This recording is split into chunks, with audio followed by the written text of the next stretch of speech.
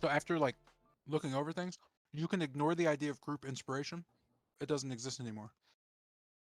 The reason it doesn't exist is because it always existed as individual inspiration. I just kind of confused it. So I made it complicated for no reason. Okay. For those, Nice. okay. What? Huh? I said okay. Oh, sweet. I thought you said king. Oh, you don't have to. You don't have to. You don't have to. Okay. Yeah, I don't need that in terms of. So real quick, I'm gonna put it in session chat because I already put it in the general chat, but you guys are lazy, so I'll just. So this is what inspiration looks like. Click that to make it bigger on your screen. Your rank 1 is going to give you a +2. I actually want to change that. I'm just going to do that. I'm literally just going to change that back to advantage. So ignore that. It just gives you advantage. If you have inspiration, you get advantage on anything you want to have advantage on except for damage rolls. So if you're ever in a moment you're like, oh no, you could just, and this is after you roll, by the way. So if you roll and you see you rolled a nat 1, you can use inspiration to roll again if you want. All right. That works at any time for anything. Saves, attack rolls, checks, all that shit is fine. Rank 2 will allow you to stop a member of your party from taking damage. This is if you have 2 inspirations. You've saved 2 inspirations, right? If you have 2 ranks of inspiration, you can literally, wherever you are, you could be 60 feet away from the motherfucker. If you, at that time that person's getting hit, say, I'm using my 2 inspirations to stop that, your character is going to rush without using any movement and block the hit and parry it. This will stop any character who would go unconscious from going unconscious. It would literally stop literal damage. You could use it at any time as long as I deem it realistically possible. So if you're behind a wall, not happening. Sorry. If you are separated by rooms, not happening. Stuff like that. If the person you're trying to block against is dummy stronger than you, still works. Right? Doesn't matter if it's the most powerful person in the campaign, you still get that off. Things that this will do, it will literally stop. It'll stop you and in front of that character. So you will become in front of the character you're protecting, right? The only downside this is going to have is it's going to put you right up in front. So if you're a mage and you do that, you're going to have to understand the consequences are going to be pretty rough. Rank 3, you can resurrect someone full health just by going over to them and punching them in their arm and saying, yo, if you don't get up, man, this uses 3 ranks of inspiration. If you have 3 inspiration saved up, you can literally resurrect a fallen ally with full health. Even if, or you can crit the enemy on your next action. Okay. You could do that too. So you can either revive somebody with your 3 ranked inspiration, or you can just auto crit. You just automatically get a crit. So that's up to you. 4 will allow you to basically have relentless endurance. If you go down to 0 health, you automatically get back up with 25% health, shrugging off the attack. This is if you save 4 levels of inspiration. 5, you're a god, you get to cut someone's head off. This does not work on NPCs. I'm sorry, this does not work on, won't work on NPCs, which means you can't cut Strahd's head off. Anybody, if you're questioning what an NPC is, the NPCs that you've seen so far are in the NPCs that you've seen so far as page. So if you're like, I don't know what you mean by NPC, literally have a page for that. It's Strahd known NPCs. Just got updated. So all those characters in there are NPCs that you can't cut their heads off. That's not going to happen for you. Sorry about that. Why is that? Story stuff, right? Mhm. Can I ask about question 2? Yeah, sure. I was gonna ask if we're in a situation where we can see through the wall and our attack could reach. I mean, again, it's a realistic situation setup. So if it's realistic, I'm going to allow it. If it's like far fetched, I'm gonna be like, yeah, sorry, that doesn't work. So if you can, I mean, I don't know how you see through walls, but if there's a hole in a wall and you can see through, yes, you could jump through the hole and do your thing. How do I stop seeing King? You click on him. you just block King. No, like Damn, it's like Bart. no, it's not like he's literally like on my stream. I can't stop looking now. I'm trying to like Oh. stop. Don't Oh, worry there you go. about it. Yeah, Yeah. it was nothing. No disrespect. I just couldn't figure that out. Mhm. Yeah, no Okay. problem, dog. I guess my Foundry timed out because it didn't load.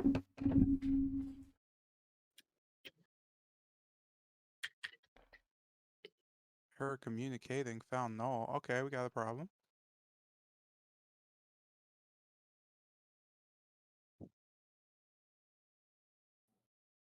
I'm a little confused here. Mhm. I recommend that if you would just want to keep track of your inspiration on your character sheet, if you go under resources, you just name it to inspiration and put it as something out of 5 because 5 is max. That's a thing that you could do. Oh yeah, you're right. What's going on?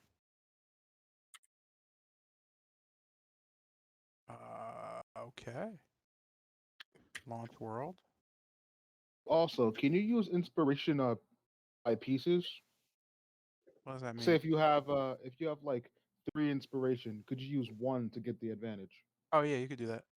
Completely Okay. fine. You just have to make sure you're not doing that weird thing that people do sometimes where it's like, I used 1, but I still have three. So yeah, you could totally use it modularly.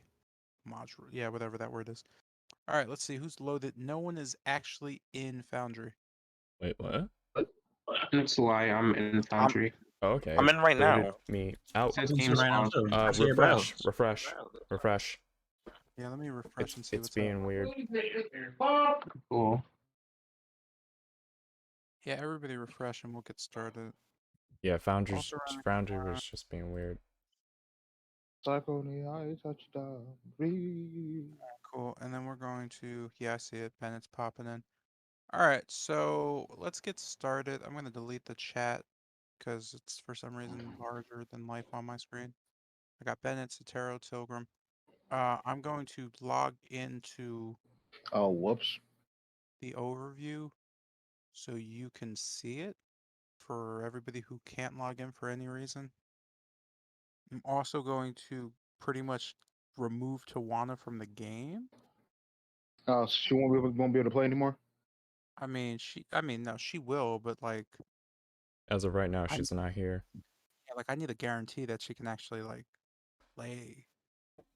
I mean, I just won't. I'll just not have her character do anything ever. All right, Lucium, Tilgrim, Zardos, you're Bennett. I still don't see Jotun or that's it because Wasilla and Jay that you guys are having a time. All right, so when last we left off, you were at the Vistani camp to the south of Valaki, and you were discussing with Casimir after gaining the trust of the Vistani there. You were just kind of discussing his needs and what was going on in general Barovia. Um, he told you about his sister and the things he did and how it pretty much cost him his entire race, and that, he's been having nightmares of her in his sleep and he wants to do something about it. So he pretty much told you that if you would, he wants to go with you to Ravenloft Castle um, to find his sister. But more importantly, he needs something to, you know, provide her soul. So he wants to travel through Salunka Pass to find the Amber Temple. That's the last thing he more or less told you. He also gave a portrait of his sister to Tilgrim specifically, um, as well as gave both Tilgrim and Bennett some deeper information about the goings ons of things they were looking at or things they were looking for. With this being said, mhm, mhm.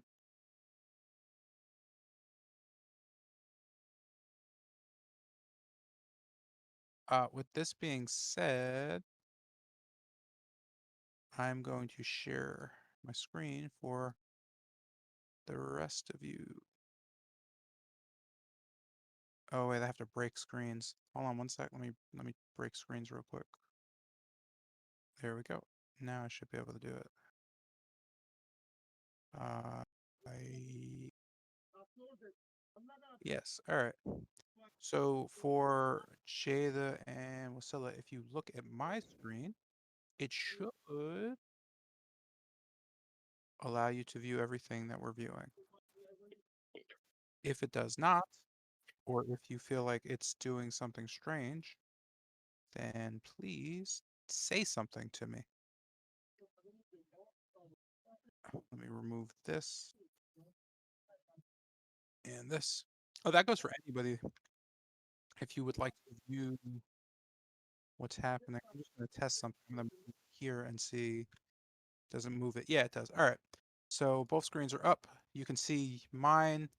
All right. So first things first. At the base camp of the Vistani, you kind of end with Casimir just telling you, like, if you have any plans to go towards Salenka Pass, he wants to come with you. He also noted that to go there would be to freeze to death without any proper precautions being taken. With that being said, where would you like to travel next? I'm pretty sure I agree to go to the north. I'm Victor. Yep. That's where we'd have to go next. So I Okay. guess we would have to go back to Valaki and just get the cart and hooked up to the new horse we got.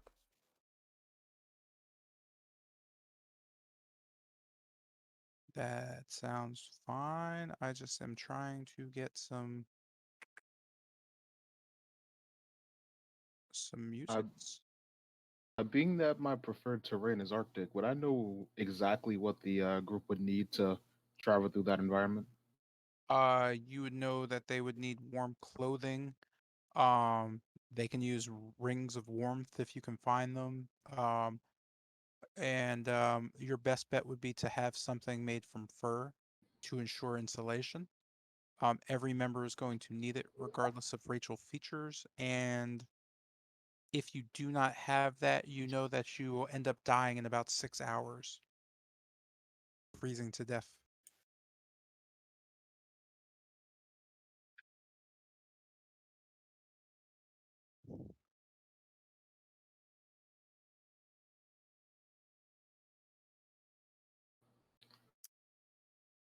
And that is the gist of it.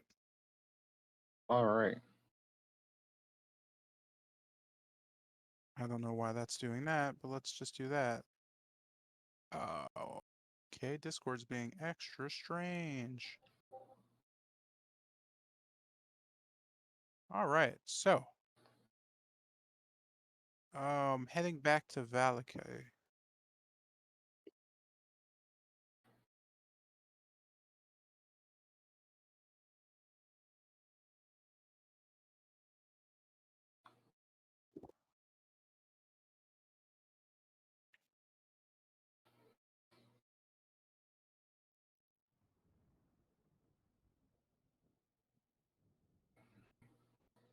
Welcome back. So heading back up to the gates of Valaki, you note this area here, where you find your cart being kind of looked over by two guards, two familiar guards from before. Notably enough, you've slowly brought your horse back up and started to fix him to the cart. You could see the guards kind of nodding their small metal helmets at you and going, "Ah, ah oh, see you found a horse. Guess you'll be moving out soon, eh?" Yeah. With that being said, would you like to travel immediately? Yes. What time is that to go real quick? I'll also go to the blacksmith and quickly silver my blade. You want to go to the blacksmith and do what? Silver my Get blade. it silvered.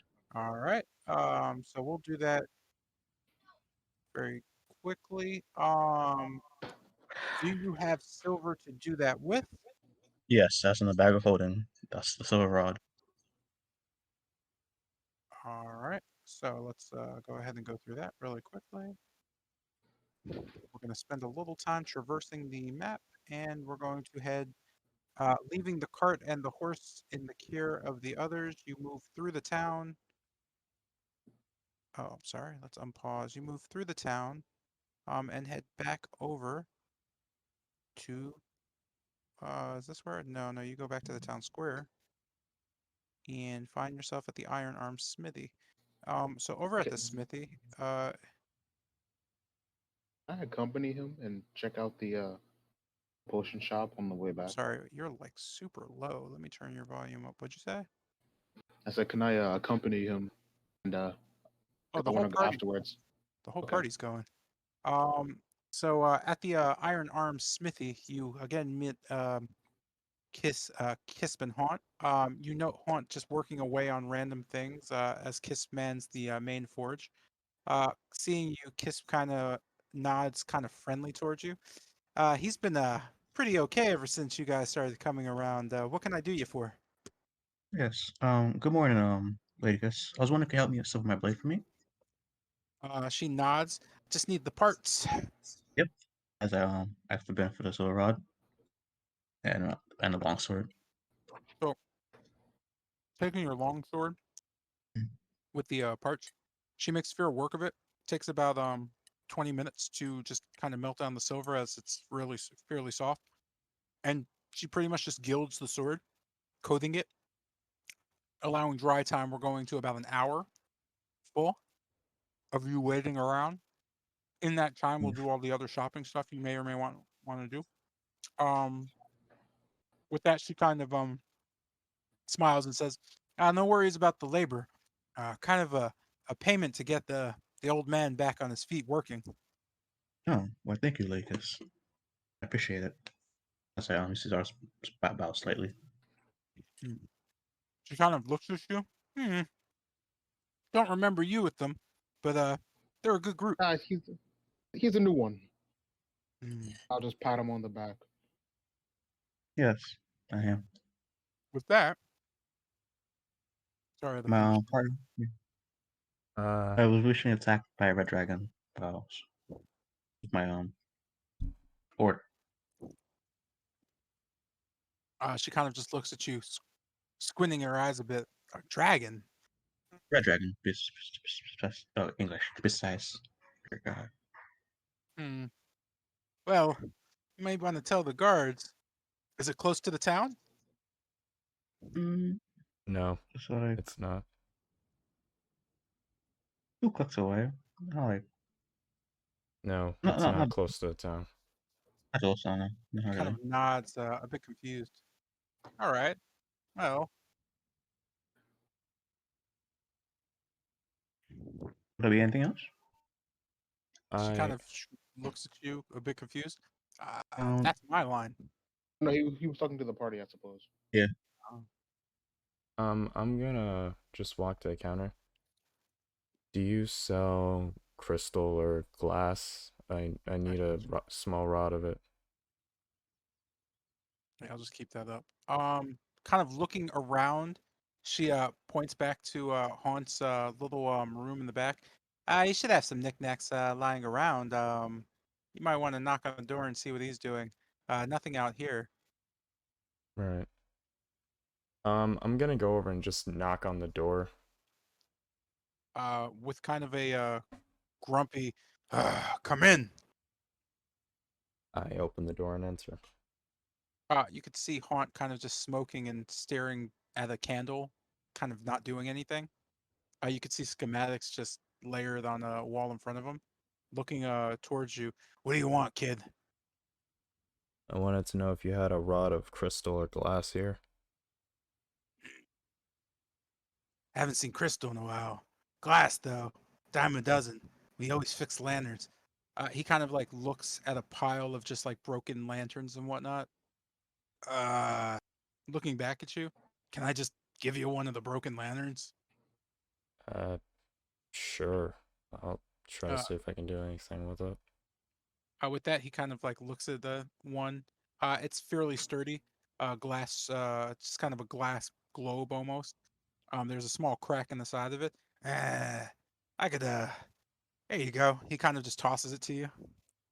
I kind of hatch it, but just making sure like I don't bring both of my hands together, just like cupping it as it comes towards me.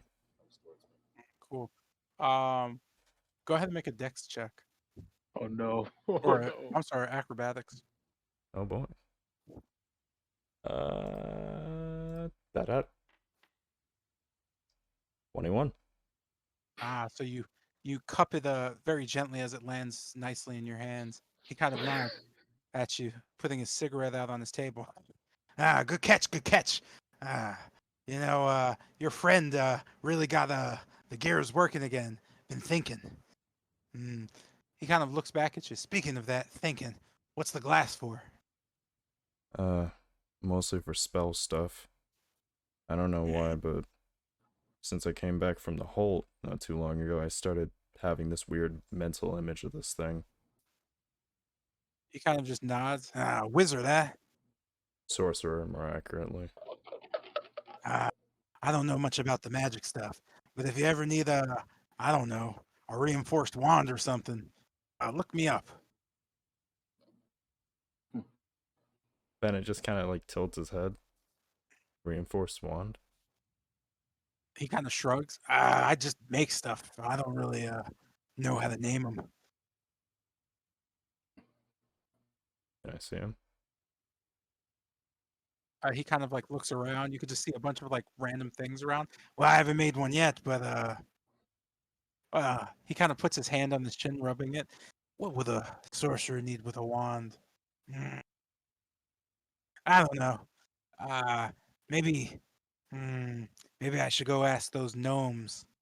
They'll probably just curse at me again. Whatever. Go ask the gnomes for what you would need a wand or staff for, and maybe I could fix it up for you. He kind of scratches his head, confused. I'm all out of thoughts now. Mm. He Right. just goes back to lighting another cigarette and sitting staring at the flame. Thanks. I'll put the bulb in my bag of holding and just kind of walk back out to the group. All right. Does anybody else have business at the smithy? No, I'd Nah, like not to. so much. Not so much business. I'd like to just go and meet him, tell him how the whole experiment with the buckshot worked out, stuff like that. Whatever. Okay. I would like to find some greater restoration potions. I They just don't like want sell to those get to at know the him, shop. like make company with him, and get acquainted with Uh, him. so all the stuff you're telling me you want to do, you could just do, or at least attempt it. I would like to find a potion shop.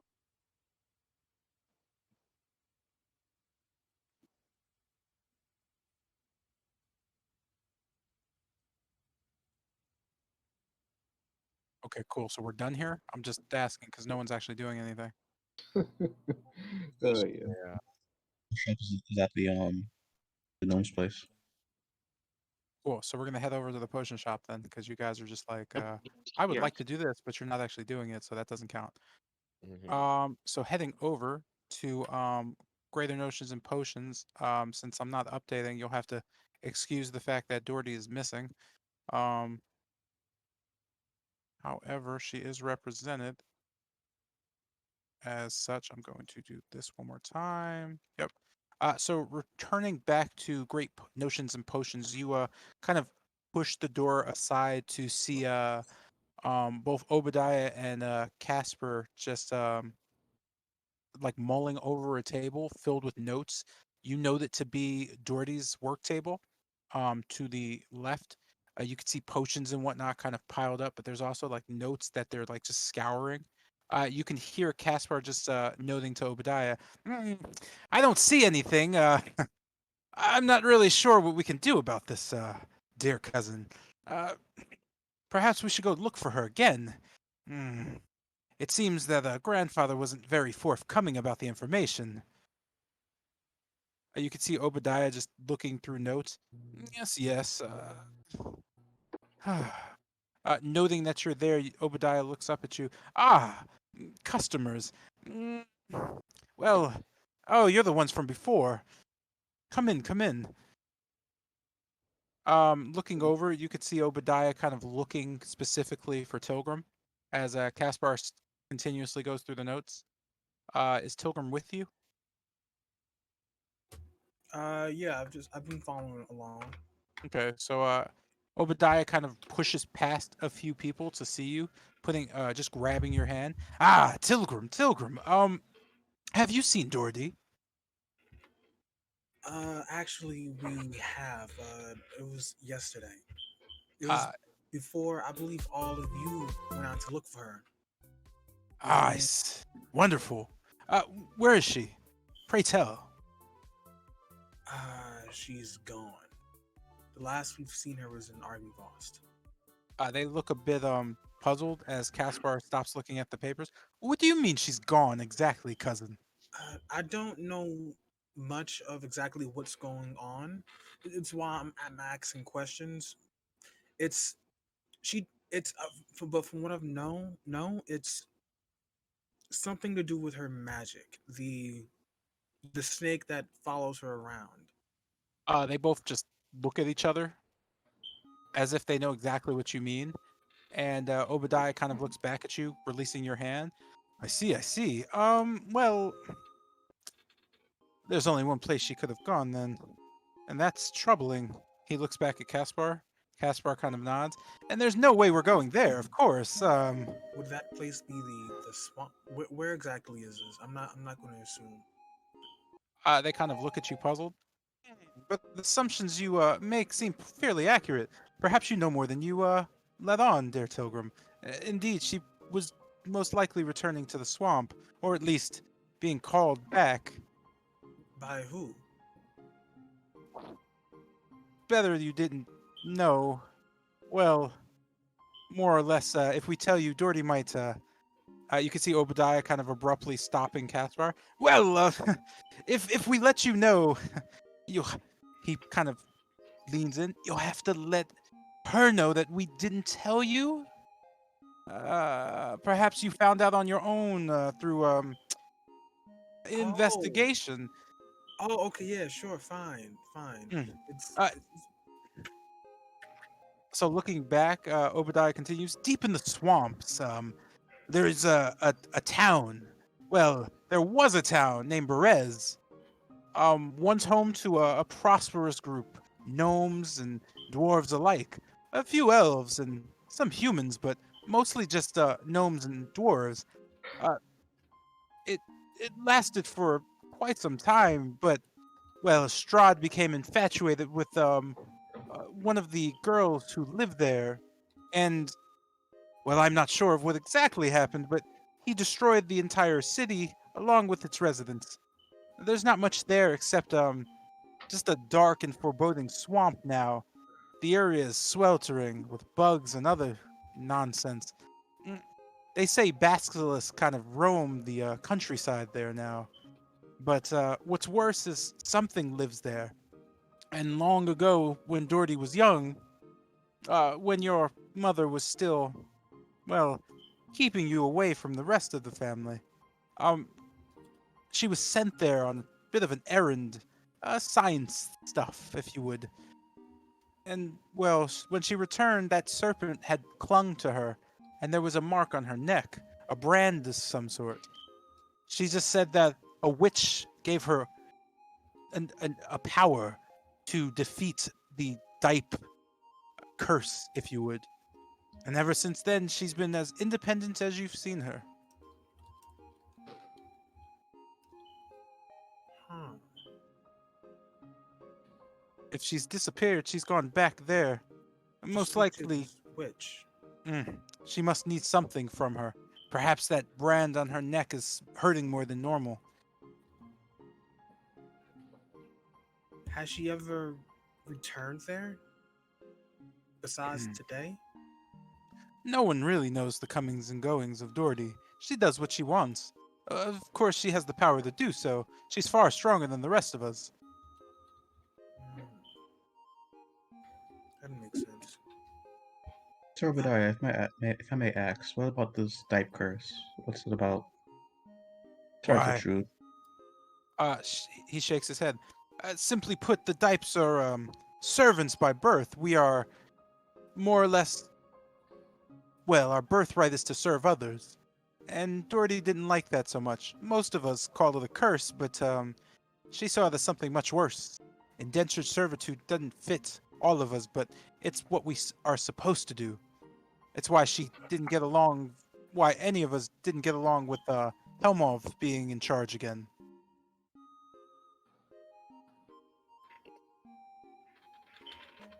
Thank you very much. You mentioned my. Well, let me.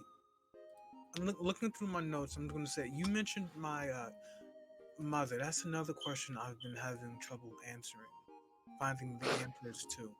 Uh, where exactly is her? Where has she been buried at? She's nowhere. Buried, to my be boy. found. Couldn't tell you. I didn't know she was dead. Wait, no one told you? He looks at Caspar confused. Certainly not. Would have been a fairly important thing to note. Caspar just nods. Indeed, no one said anything of that sort. Our condolences, though. And how is Rosalind? Rosalina. She's stressed out from the workload that Hamhov is pushing onto her. She's stressed out of the whole situation. They kind of nod in agreement. About Kane, before Dory left, she said to find my father. Do you know why he left? What was he doing before he left Valakai? Caspar kind of rubs his cheek. Well, to be specific, he was doing everything he could to combat grandfather, trying to change the birthright of the Dipes, looking more towards the future. Said something about having a dream and remembering things that once were, how freedom felt. Got on his high horse and decided to leave to go look for you. Haven't seen him since. Again, that was some time ago, but it did not make grandfather very eager to get him back. Um, Rosalina at the time was heartbroken. She didn't understand why he was leaving her to look for you with, well, Helmov taking back over. She begged him to go, let her go with him, but he said it would be too dangerous, knowing what grandfather was up to. Yeah, I'm getting that message clear. I'm also been hearing grandfather. He's in something. He's dealing with the. I'm like saying in like a lower tone. The what they call the Vokta House more than what we've been doing.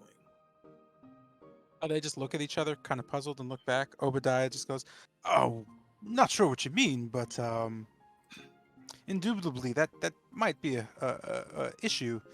Uh, we know the Vokters are very much into the occult, and well, if your grandfather is to be believed, my cousin is probably knee deep in that sort of thing, power and whatnot. The structure of this village hangs on it.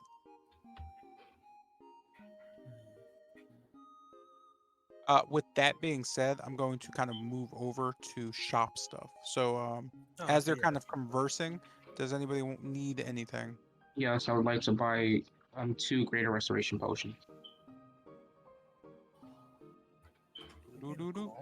I'd also like two potions. So greater healing potions. There are 4 in stock. There are 250 ravens each. Please, looking over to Bennett, I'm gonna say, hey, could you spot me another 200 ravens?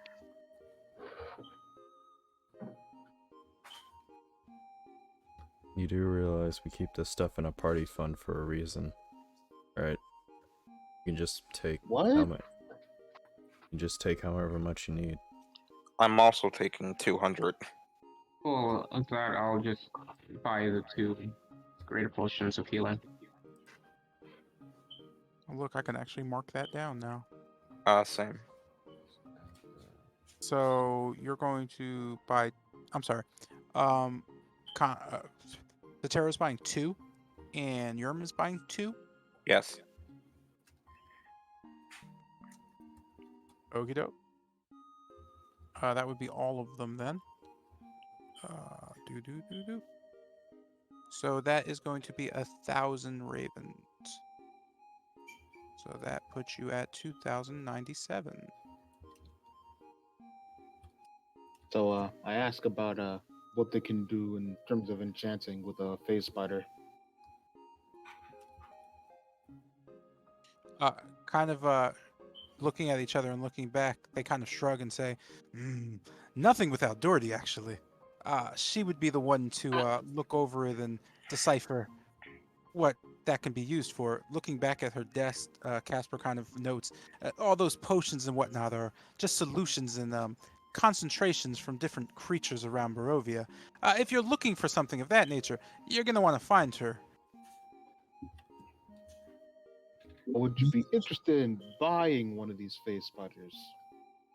They kind of look at each other and look back. Again, that would be her domain.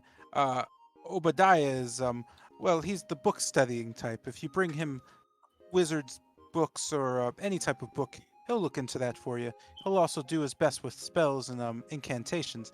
I myself am more of a artificer. Bring me things you want to be tinkered with, and I'll do my best to do so. But Doherty is the, well, poisons and any other things of that nature. Enchanting. I show him my gun. Ask him, would you happen to have any ideas of what you could do with this?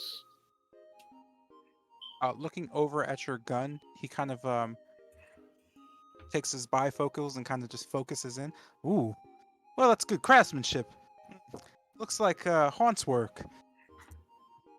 Well, there could be modifications made. What are you using it for specifically?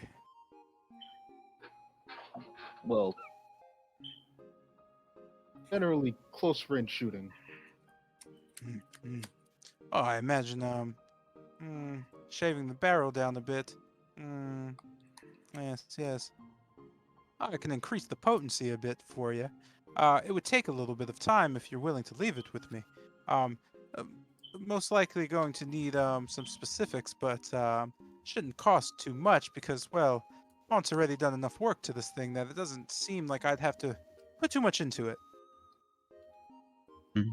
Oh, so what would be those specifics? Well, if you're Need. using it for close range, I'd have to know what kind of ammo loadout you're looking for, and he kind of starts looking it over deeper. Yep, I'm gonna need a day or two with it, and yep, depending on the modification, probably won't run you much. Honestly, with now Doherty here, that brings up a bigger issue. You know, if you could find her, oh, it'd be on the house. I'd rather have my cousin back, especially since she has a nose for getting herself into places she can't really get back out of without making a great bit of sacrifice. Nah. See. Well, we'll see what we can do about that. I'll take my gun back for the time. He just kind of nods at you. Do you have any flour? They both kind of look up. Flour? Yeah, like baking flour. Flour. I think that No. it's a market around the corner. He kind of points. The market outside, the stockyard. They should have something. Say no more. Thanks. So Casper, are you capable of doing rune enchantments? He kind of shakes his head. Again, that's Doherty's thing, not mine. I'm more of a tinkerer of sorts. I see. Well then. I wanted to ask. I was over at the blacksmith's place not too long ago, and they said you knew something about wands or something about selling them. He kind of points towards Obadiah, who nods happily.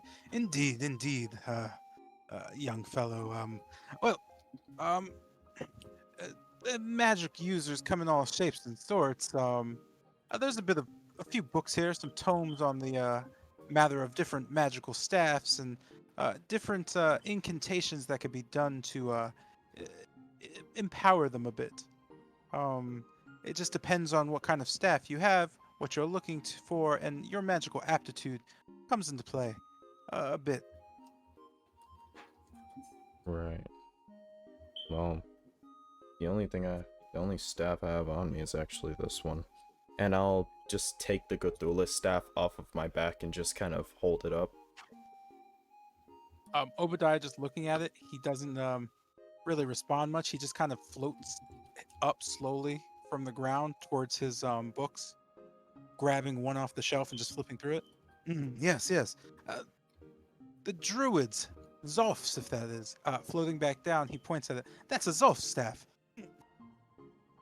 May I ask where you got it? We helped the martyr cops with an issue they were having. I talked to the guy leading the druids and he gave this one to me. Ooh, you must have struck up a bit of a deal then. Well, that I couldn't do anything with. It's beyond my capabilities. You might want to go talk to them if you need something with that. But beware, don't show that to everyone. Some people might think you in bed with them, and well, the druids aren't all accepted around these parts. But something similar. You bring me a strong piece of wood like that, and I can infuse it with certain elemental properties. But you may need Old Haunt to reinforce it, especially if you're looking to do some damage.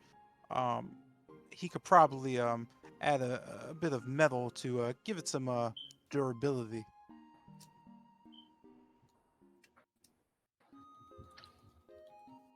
That would be helpful. Thanks. No, just put it, like, back on my back. So at that point, does anybody want to purchase anything else before you get kicked out? I'll ask would I have more question I about the doctors and their old stuff. Okay, I'll let you ask one question in the interest of time.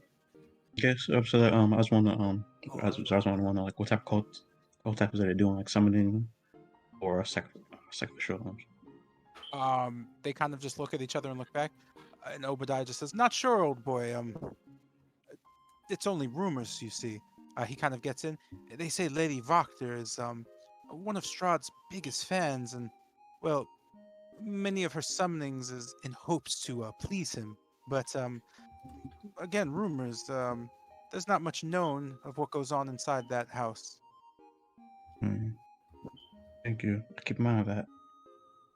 I'm gonna ask him if he knows anyone in town that deals in monster materials.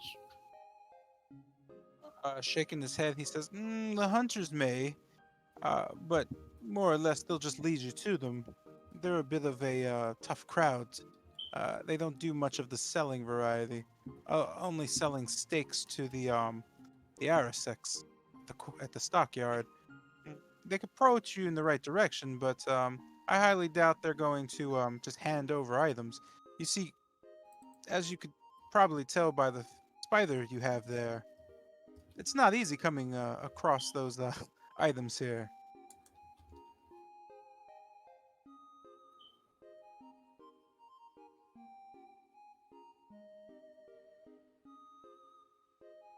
Anyone else? All right. I actually have something I want to So say. what? Okay, so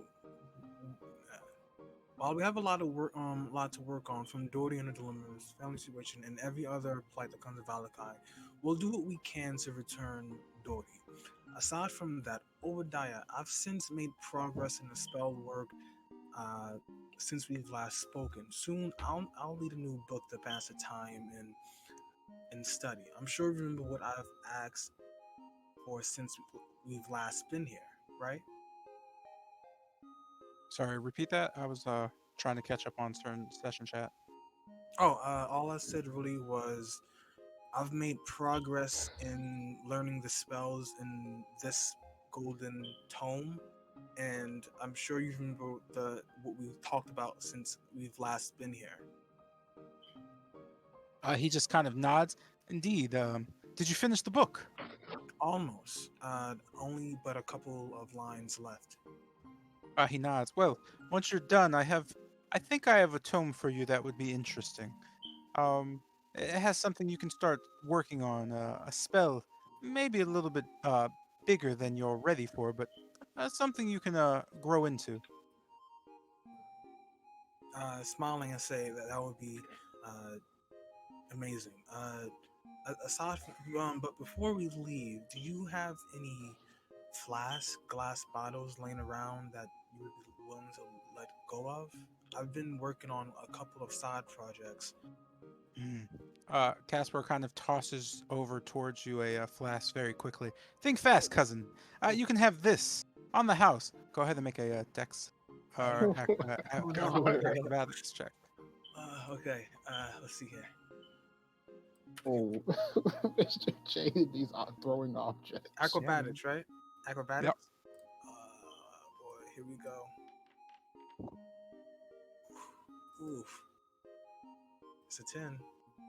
So slipping through your small hands, the flask just shatters in front of you as Caspar just stares at you. Well, cousin, hopefully you're better with spells. Leave that. He picks up another flask and just slowly walks over to you and puts it right in front of you. You can take this. Just please don't break anything else. I won't just. And I just make sure to grab it and not drop it and put it in my bag of stuff. I'm not known for my physical prowess. He nods to you and says, "No problems, cousin. That'll be 100 gold, but no problems. Oh, You can pay us later," he says as he slowly walks back, taking a note pad from his pocket and just scribing down that you owe him 100 gold. okay. Okay.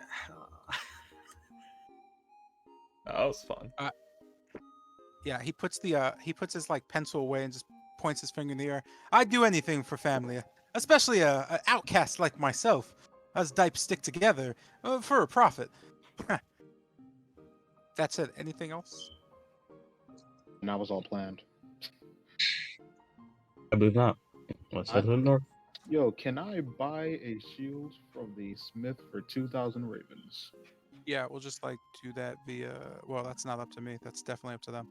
That said, How much Yeah, would that's that like leave that's the it? thing I was saving up to get. Then we threw the party funds all in one.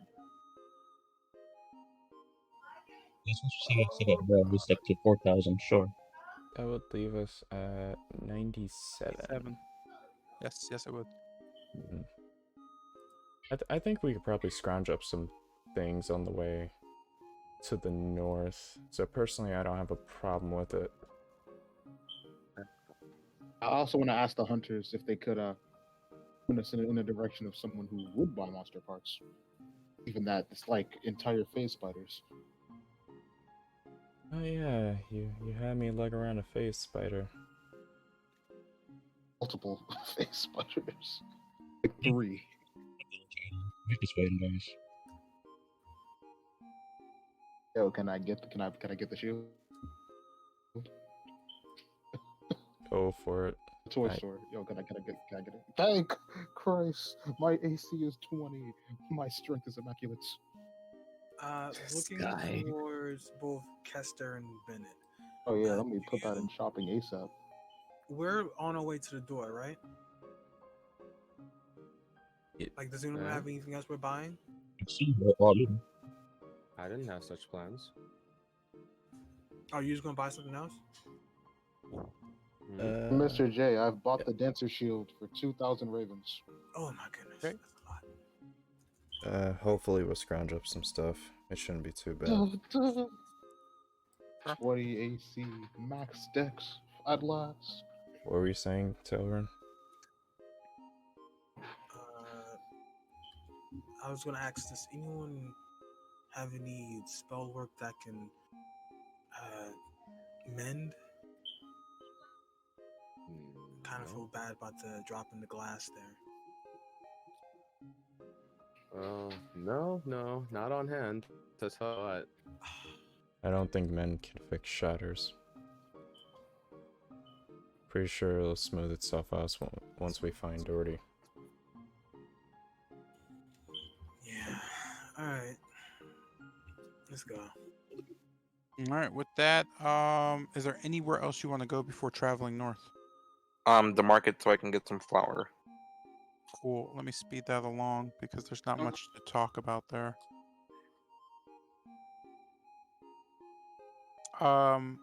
So a sack of flour is going to run you 2 ravens. So 2 Sure. gold. All right. Yeah. So you Just have just that. one bag. Yeah. All right. So you have that now. And anything else before we move on? Nah. Wait, north. I'm looking over to Bennett. What's the temperature northward? I guess. Looking up towards the mountains, can I see any sign of snow as I just kind of like look up, at least like towards the outline of it? No, you don't note any outcropping of snow-capped. There's not really too many mountains. There's Mount Baratok to the north, but you don't note you can see anything as it's too high. The rest are far hill areas, but you don't notice that the forests are. I mean, they're fairly green. Shouldn't be too cold to. Shouldn't be too cold in Mount Baratok. About Okay. normal temperature, Alright. at least from what I remember. 'Cause it kind of just puts his head on the back, hand on the back of his head.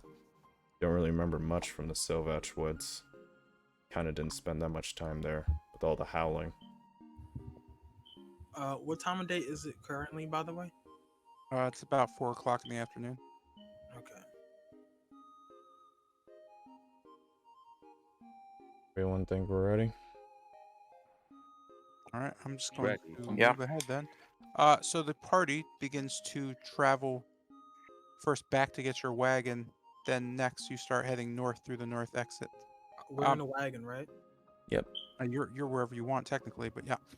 So with horse and wagon, you manage to make it back to the lakeside area. Um, looking across the lake, you don't notice anything, but you do see kind of black clouds still rolling in from the north.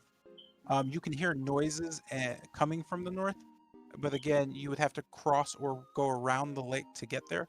Are you going to cross the lake or are you going to ride around the lake? I think the best option is to go around. Yeah, around. As Okay. this is gonna take time, so Yes. would I have enough time to mess with some things in the wagon? Wagon? That depends on what you're doing. Uh, really boiling plants, seeing what happens. Um, how would you be boiling plants inside the wagon while it's moving? Hmm. I was going to use the what's the name? My because I did it before. We did it in it was in the end though. I was going to use whatchamacallit. Let me go to it. My brass brazier. Pour the water into that. Boil that with the plant, and then pour that into the flask. And then like identify what it does. If it acts like how it was going to make the water You're lighting boil. a fire in the cart, right? That's what he's saying he's doing, yes. So, What? No, I have certain spells I can work around that. I could. I'm sorry. What? that's what I'm asking. I need you to explain what you're doing. Like Yeah, you're that's telling what me I you was want to asking. do stuff without telling me what you're planning to do. I just need you to tell me what you're doing. Oh no, I was gonna basically redo what I did before. It was a while ago. Okay. You It was a while ago and I don't recall what you did. That's why I'm oh asking. I'm boiling water and what is it With called? what What is it called? spell? Yes, you're not. Oh, I I was need to gonna know use. specifically what you're doing. Like you're using spells to do something inside of a wooden cart. I need to know how you're doing that. I was gonna. I don't want to die. I was going to use shocking grasp to heat the brazier like a flat oven to start the water to start to boil Okay. and have Um, the plant the what you call it I have it right here. Let me just look at it. Mist flour in it and mix it.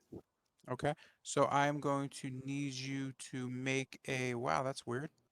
I'm going to need you to make a Arcana check for me.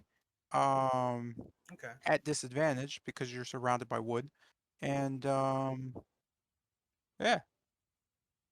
Hell yeah. Oh, Don't disadvantage? fail. Jesus Christ. You're Don't fuck it using shocking up. grass inside of a very flammable place. Please So now I don't need to see fail. how much control you have over it. This is it's too late to take back what I was going to plan on doing, right? You can just not do it if you'd like. Yeah, I'll do it later. I'll go into short rest at some point. Okay. Because of that, you Yeah. guys wasted a bit of time as Tilgrim was undecidedly trying to figure things out.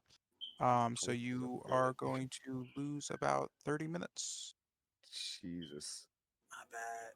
That is a long deliberation. It's okay, man. It's okay. So you arrive to the edge of a forest to the north. You can hear the horse is very much not interested in going any further as it just kind of stops.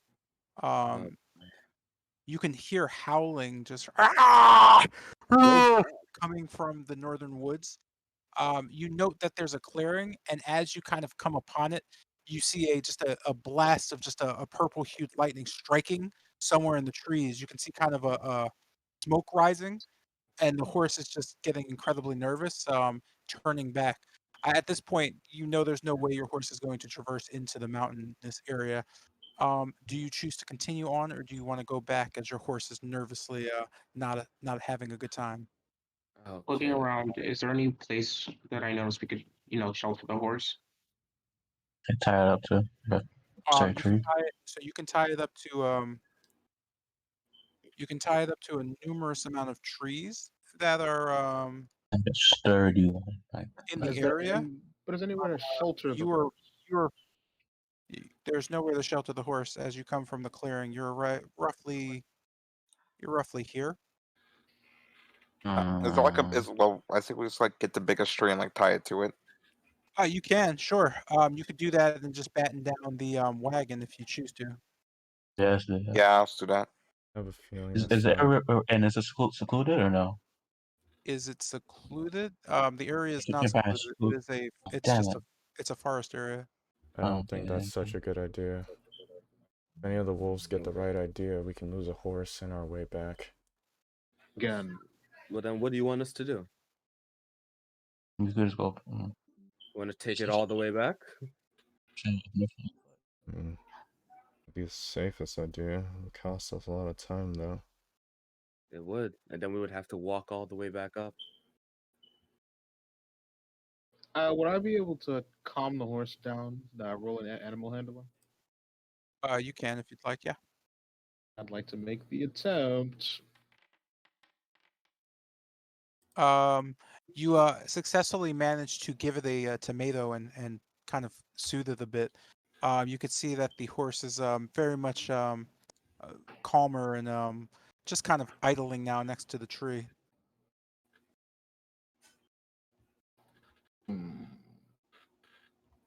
So do you choose to continue on and leave your horse and wagon under a brush? Would any of you happen to have any illusionary spells? That'll Nada. stay up for as long as it needs to. Yeah, I'll go ahead and just create like a small something. Whoa, let's hold on for a second. How long is that Just gonna show if I last? have it. What are we Indeed. trying to create? Just normally just trying to, I don't know, create a backdrop, camouflage the horse and the wagon, I guess. All right, let's see here. Bigger question is, how are you going to concentrate on it? If we're up in the mountains, I doubt you're going to be able to stay in range. Yeah, that's what I was asking. Would I be able to run a survival check to use the surrounding brush to kind of together a camouflage for the horse and the wagon? I'm better at that. You certainly can. All right, here we go. Yeah.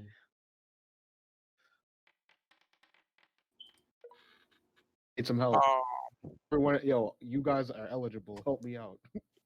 Okay. First things first. With my whatchamacallit, caravan specialist tray, I know the easiest defensible location. Can I move the cart there before we attempt to camouflage the horse? Sure. Go ahead and make a survival check as well, though. Yes, sir. Roll with advantage because of that. I would assume No, so. he doesn't need to roll with advantage because of that. Oh, okay. Survival. +1. Go. Please, God. Wow, that's supreme. Really cool. All right, so Yeah. both of you combined, you managed to successfully get the horse to a nice, secure location and just kind of cover up the wagon.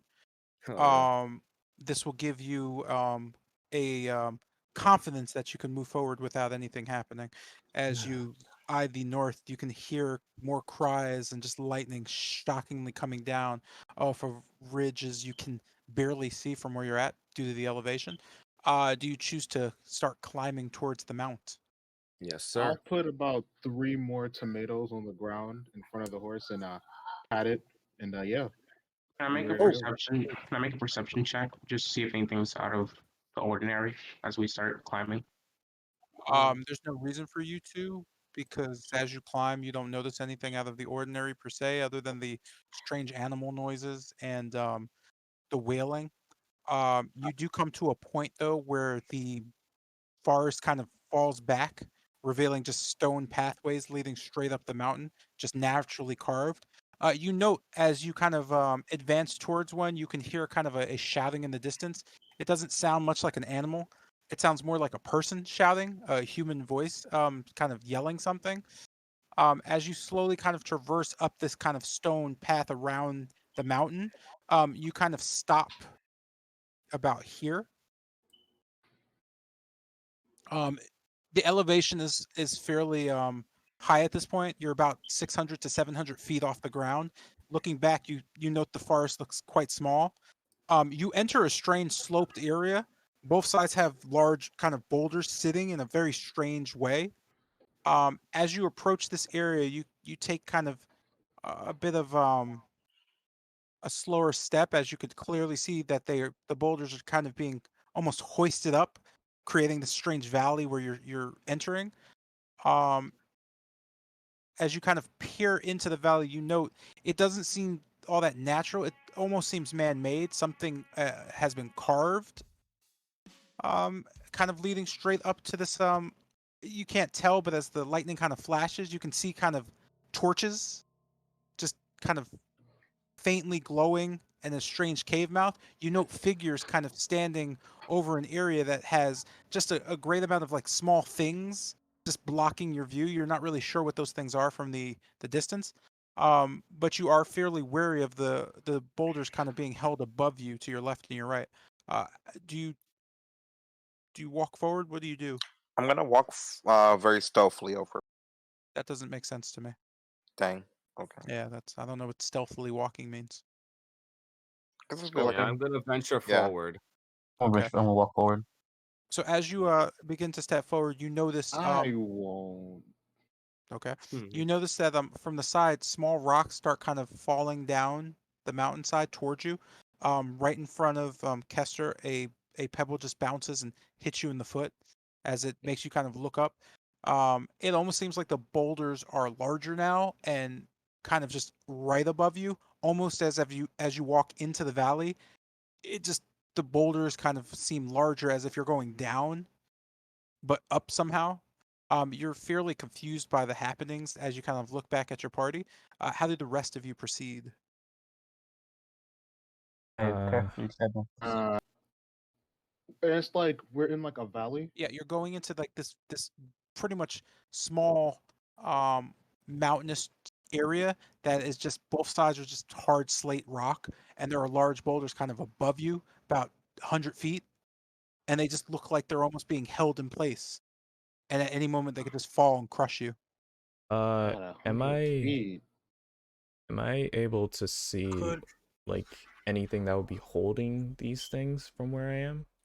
yeah, I was about to just send my raven up there to look So behind you and don't know anything holding them, but it is peculiar to you, or peculiar to you, that these things are just kind of almost teetering on the edge of this cliffside, but they're not moving at all.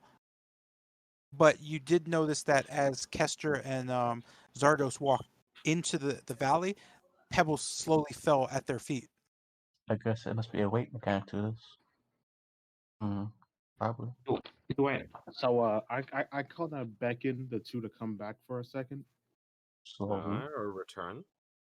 Okay, so walking back, you don't note anything happening.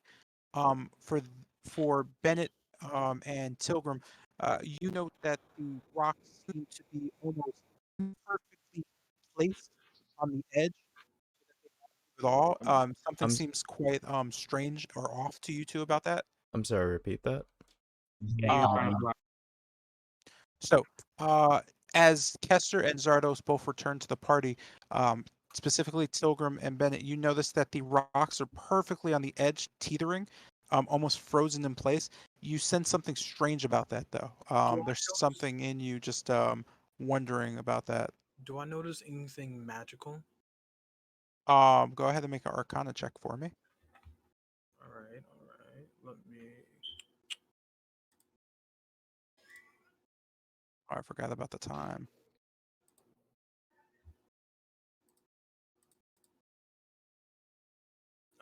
Arcana, normal. Oof. So just looking it over, you can see Tilgrim trying to decipher what's going on. Bennett, do you care to assist him with that? I guess seeing Tilgrim trying to analyze the rocks, I'm just gonna put my nose up and just like kind of take a bit of a whiff in, try to see if I can pick up any sense or traces of lingering or active magic in the area. Oh boy. 22. Oh yeah. So you both kind of stop and you note that there's almost an aura kind of surrounding the boulders, as if they're being held in place by a spell of some sort. Because of that, you also note that it doesn't seem that the person using the said spell is anywhere around. But you're not sure to the level or degree that the spell is in terms of is it safe to walk or not. You see The that, party right, is Bennett? back together, right? Yeah. Unless somebody says otherwise, yes, the whole party is kind of at the foot of this valley. The boulders still on our sides, or is it further ahead? They're still on your sides. Like as you enter the valley, they're kind of like just like they're almost perfectly placed directly along the walls of the valley. How far back would it be to not be have the boulders on our sides? Not many feet, probably about 10 to 20. You could just keep backing all the way back up. You will lose sight of them at about 20 feet as it kind of curves around. Well, I just say we back up together, range of the boulders. I'm gonna try to throw something to see if something happens. Okay. Is everybody good with that? Mm-hmm. Yeah. Okay. Yeah. So you back out till the valley becomes kind of curved. You can kind of stand on the edge about 20 feet away. And yeah. So if you're throwing something, let me know what you're doing specifically. Yeah, I'm gonna throw like a handful of ball bearings just over it, further on into the valley area with the rocks. Do the rocks like respond, or the pebbles fall, or anything? So as you just throw them into the area, they just hit the ground, making a fairly ominous tapping sounds. You note that the rocks kind of slightly move forward, but they don't go over the cliff. They just kind of sit there on edge, as if something's holding them in place. It There's looked like it looked like they were just about to fall, but something held it back. yeah, and then something kind of held them How high are these boulders exactly? about 100 feet above you if you are to walk down into the valley. Where you're standing there now, about 50 feet. 50 feet up. Yeah, just about 50 feet above you. Looking. Could I climb up to see what's up with the boulders? Based on where the mountain sides are, you can, yes. You're gonna want to, I have climbing gear. Let me look through my inventory. yeah, you're gonna want to just, well, if you have the climbing gear, you're gonna want to roll an athletics check, and I'll just give you advantage with that. Hey, let's go. That's a 1. I have the And feeling that's a that 2. I have the feeling that the guy that set this up is keeping eyes on us. So both of those are fine. So as you kind of get to the top of this area, you note looking down into the ravine, your party is fairly small as you've climbed and traversed about 50 feet. Getting to the boulders, you kind of move in about 20 feet. What do you do? I'll just looking them over from about 20 feet away. Anything seem quite peculiar?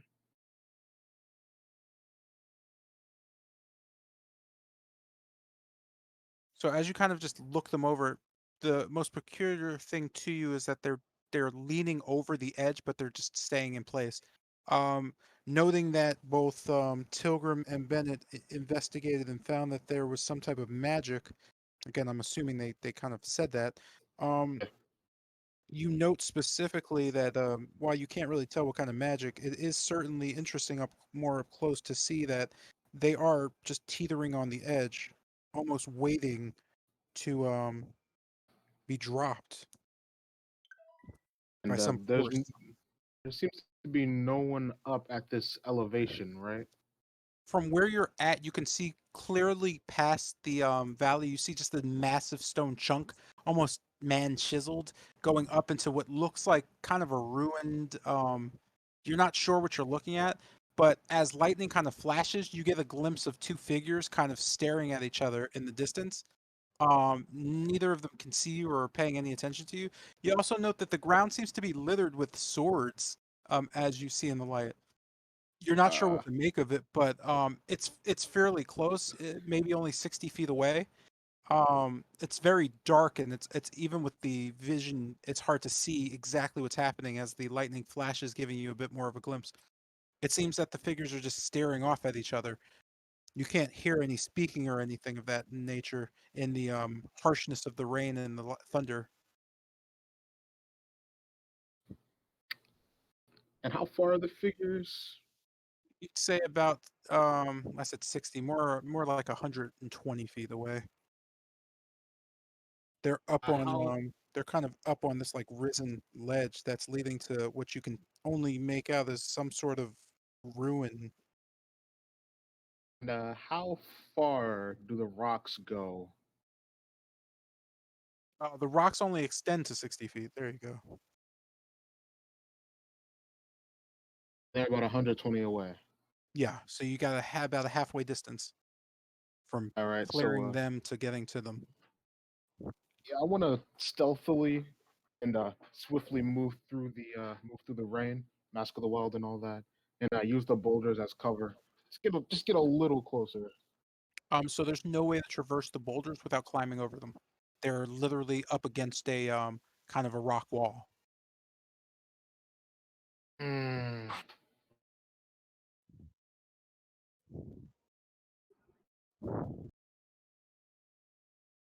Uh, really quick about the boulders. Would I be able to tell if the magic on them is similar to what I've seen before? Like, can I compare it to any other like magic casters we've met? So based on your Arcana check, no. Hmm. All right, I'm gonna do I'm gonna flick. So being kind of nearish to one of the boulders, let's say 10 feet away along the cliffside, I'll flick a ball bearing into the or the canyon down there. And, see relatively close how the boulders react to it. You don't note any change in the boulders. They just seem to be being held by a force. Would I be able to, or is my Arcana check also too low? Your Arcana check's also too low. Okay. Perhaps I can make an Arcana check at disadvantage because I don't know how to do magic. If you'd like to. Sweet. Or disadvantage? Yeah, I because mean, I don't know magic. I just have magic. I thought It's you a very just... peculiar. It's a very peculiar thing that I am. Arcana. So disadvantage.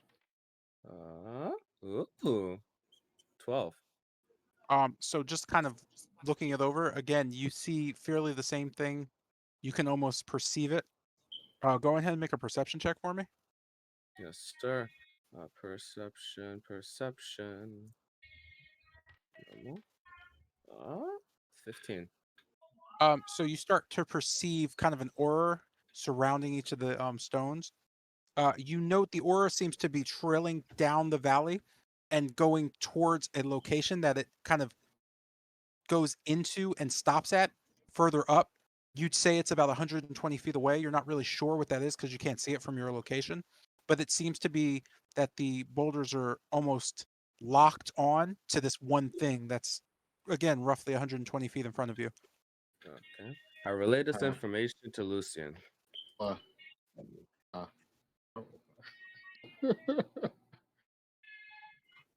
Aren't I up like 50 to 60 feet up the cliff? Yeah, you're about 50 feet above them. All right, I want to see if I can climb past boulders while trying to stay hidden from the figures. Okay. So as you go towards the boulder, and I guess you're just gonna use your climbing gear to go like try to get over one. Yeah. All right, go ahead and let me see. So yeah, go ahead and roll a 3d6 for me. Oh my fucking god. You'll be fine. I believe in you. Hey, guy, you might have to mute. I'm going over it. I'm going over it. You got this, dude. I'm going over the boulder. I was going over it. You're fine. So you're immediately thrown back about 5 feet, and you're like shocked by this almost violet electricity that shoots out. As you're shocked, you take 12 damage, but more importantly than taking the 12 damage, you kind of see for just a glimpse, um, in the distance, you can almost see something that looks the same like a lightning bolt strike directly on one of the figures right behind them. This is peculiar to you as the figures were just standing there, and after touching the boulder, the lightning just immediately struck down. Yeah. Uh, can I get over the boulder without touching it, like staying near on the cliff?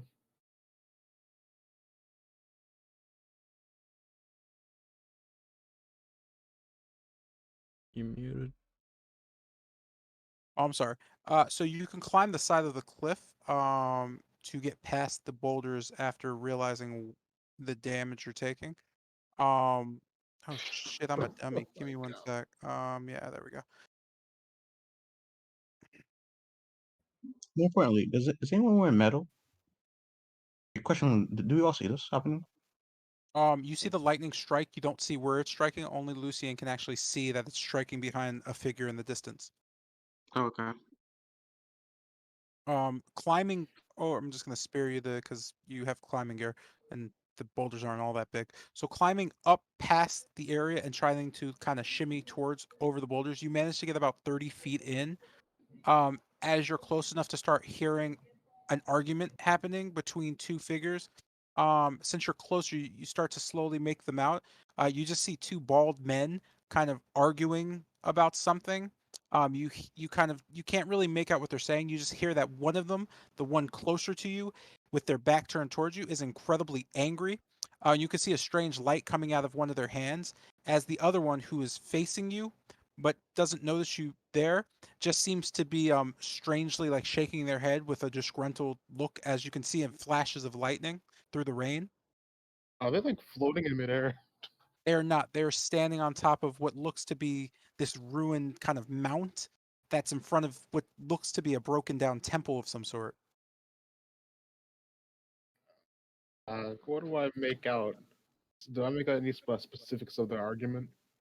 You can't hear what they're saying because of the rain and the thunder. You just note that the kind of motions they're making seems like they're having a disagreement.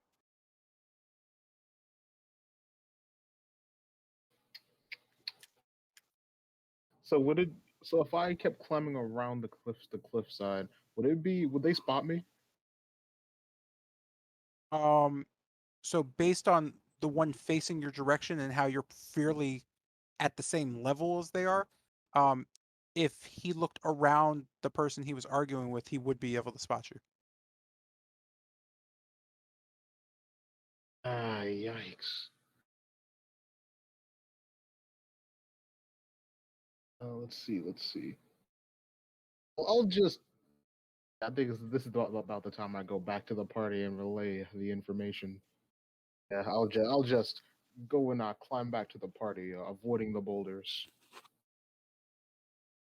Okay, so I'm just gonna take it that you're going back down and getting back to where you were.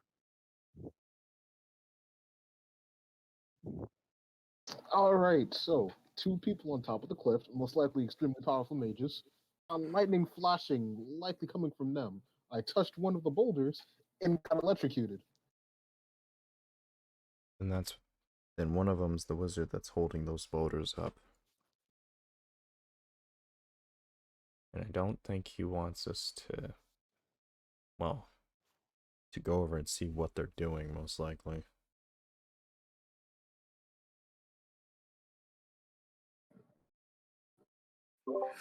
Was there anything else that you were able to find out?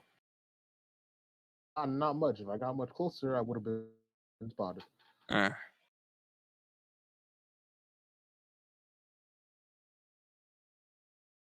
So, what is our plan of action? What Kester said. I think what that wizard might be doing is he's either holding the boulders up and had a trap set, he's concentrating on it, or he's trying to see if anything happens here. Probably the first one more than the second. They specifically, they seem to be disagreeing about something. I couldn't quite make out what. Perhaps they're not focusing on the boulder at the moment. Maybe they just slip by. There's six chances. Oh God! Well, About how wide is this valley? Give or take about 10 feet. Two of you can traverse it Wow. pretty comfortably. Making sure. So the boulders teetered in response to the ball bearings being thrown, correct? Or at least they were happened at the same time. No, the ball bearings didn't do anything when they were thrown. Oh, sweet. How far Somebody- did Kester and Zados go when they walked forward? Roughly 10 feet down into it. Mhm. Were we underneath the boulders at the time, or just Yes. like about to? Okay, so then in that case, we should go. They're not focusing on us. Perhaps we should go one at a time. Yeah, I suggest that. That'd be you a guys lot just better. getting more medals for like what last.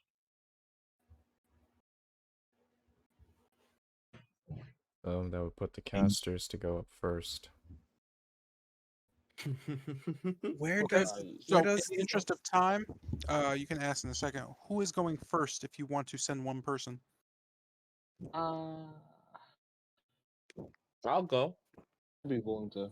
You say if you have one medal on you specifically, that's like Okay. Who was that? I'm sorry, that was Kester? Yep. Okay.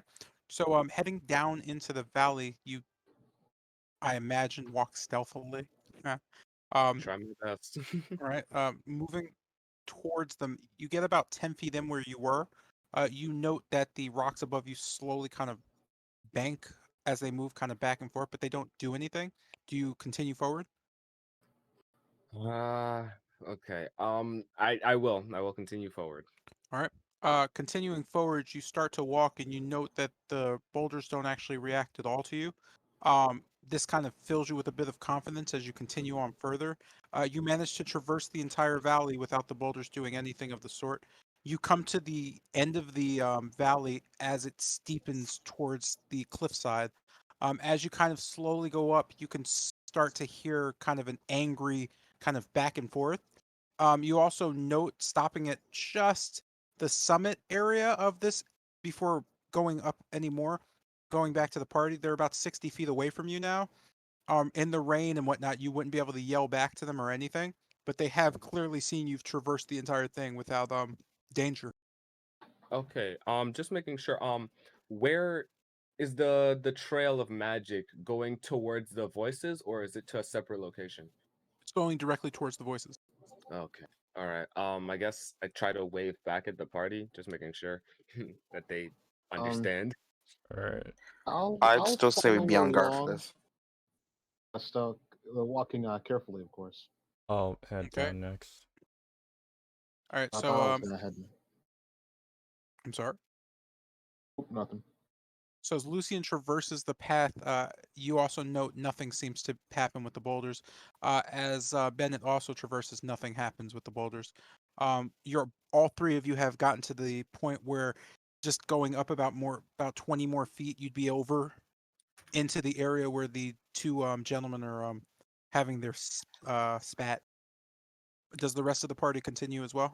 Yeah, I'll try to. I'll, I'll also try to cross, but like on my guard also.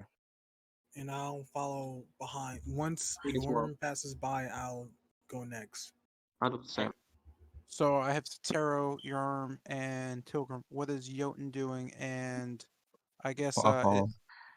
Jada, are you still playing or no?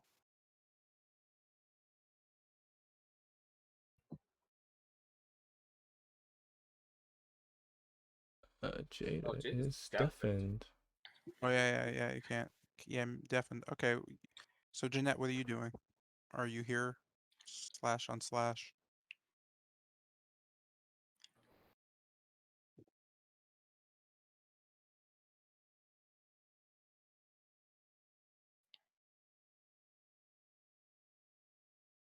Uh, Well, I'm just gonna assume you guys are not here and not playing. She got Jada's disconnected. here. No, I see Jada, disconnected, but she alright. can't hear me, so it doesn't matter. Unless you type everything, just get her to say yes or no, and then we'll move on, because I feel like we waste time because of this. All right. So the entire party, minus those people, traversed the area.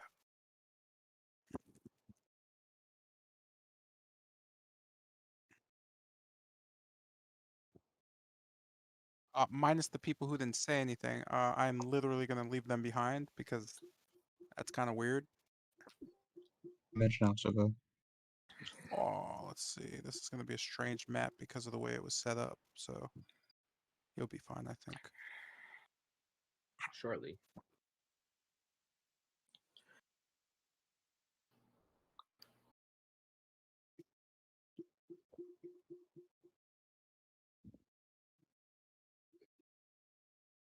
She'll follow, and they'll follow. The who what? Oh, both. Jade is following. Gotcha. And then you're deleted. You're deleted. You're deleted. We'll deal with you later. Wasilla too. She's in the chat and in the call. Sure, I have no clue what's happening. Yeah, I'd rather you have some kind of clue what's happening. All right, that's fine. I'll add them, and then you guys could deal with that because I don't want to deal with that personally.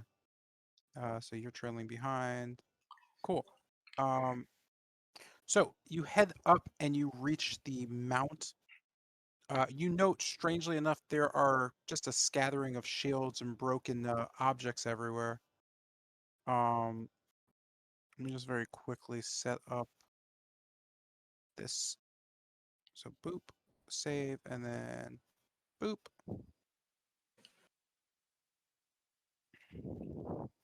So you note specifically as you enter this area that there just seemed to be a great amount of swords and shields just splintered and broken.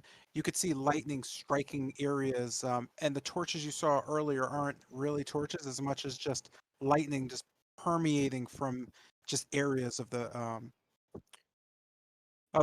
small kind of ridge that's leading into what looks like you're not really sure as you can't really tell what's happening, but it's light enough to see clearly um, that this area here seems to be a doorway of some sort. To those of you without magic inclination, it is a doorway that doesn't make much sense as you don't really see anything but kind of a shallow stone wall. For those of you who are magically inclined, it looks to be a portal of some sort. You're not really sure what to make of it. more importantly is this here. You can see two gentlemen, one very familiar, at least the back of his head is quite familiar. You recall him as being Isaac Strasny, of the Burgomaster's adopted son and enforcer, kind of just staring off, not paying any mind to you or anything of the sort. Um, as he just kind of glares forward. You can't really see too much of his face, but the other um, gentleman you see here seems to be clad in just kind of a torn up robe that's been kind of wrapped and then almost stitched together of some sort. He kind of just stares kind of blankly at you, kind of seeing you now for the first time. He just kind of has wiry eyes that look like he hasn't slept in days. You can see his beard and his mustache are almost greasy, as if he's just dirty. You can see Real. kind of a film coating his face as he kind of mutters something under his breath, noticing you. Man's Uh, dirty. you just kind of hear him call out, "Ah, I see, I see. You brought more. Now, is this Strahd's plan too? To do me in with some would-be adventurers? Is that it, assassin?" You could kind of hear his voice kind of tangled in the air as Isaac kind of just looks back at you. They're not with me. He kind of glares a bit. Actually, you could see in his hand, it's just this weird demonic thing as just fire starts to just appear slowly as particles kind of dance. I can get rid of them if you'd like, so it can just be me against you, mage. You could see the mage kind of just looking just first at him and then at you almost wildly. Ah, but you'll never defeat me. Yeah, no one can defeat the well, your master will he'll pay. Ha. Mm. You can tell the mage is fairly unsure of himself for some reason, questioning things, almost trying to mother his name, but doesn't manage to get it out for some reason. With that, Isaac kind of just nods his head. It's good. I don't care anything for them. Looking back again, you can see Isaac kind of turning towards you and just looking over. Hmm. You lot, you're from Valaki. Hmm. We are. I remember you, the priest there, disrespected father. Oh, did I? He kind of just nods, but your information was good. That fat toy maker is in our care. I plan to go through uh, interrogation tactics when I get him back to father's mansion. That said, I'm looking for a little brother. Turning back to the mage, he kind of nods again. Again, I say, mage, have you seen a young boy? Fancies himself a magician of sorts. Has a blonde white streak going through his hair. Obnoxious. I'd kill him, but I'm not allowed to.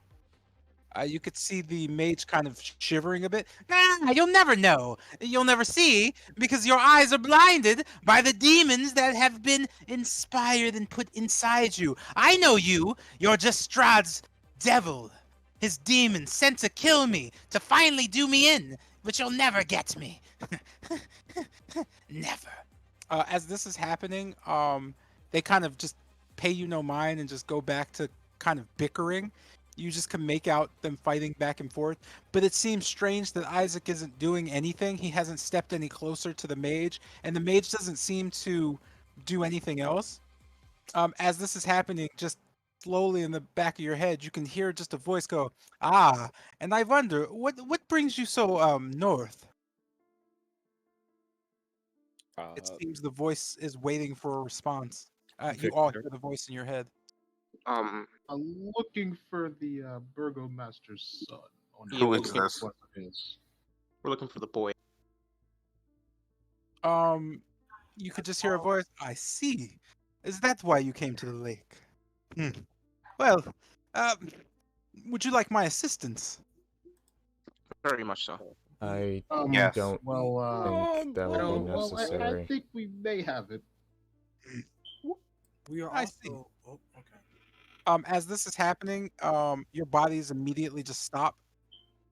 You can see, but you can't really move at all. You note that something has frozen both the mage and Isaac in place as well. The lightning just sticking in place.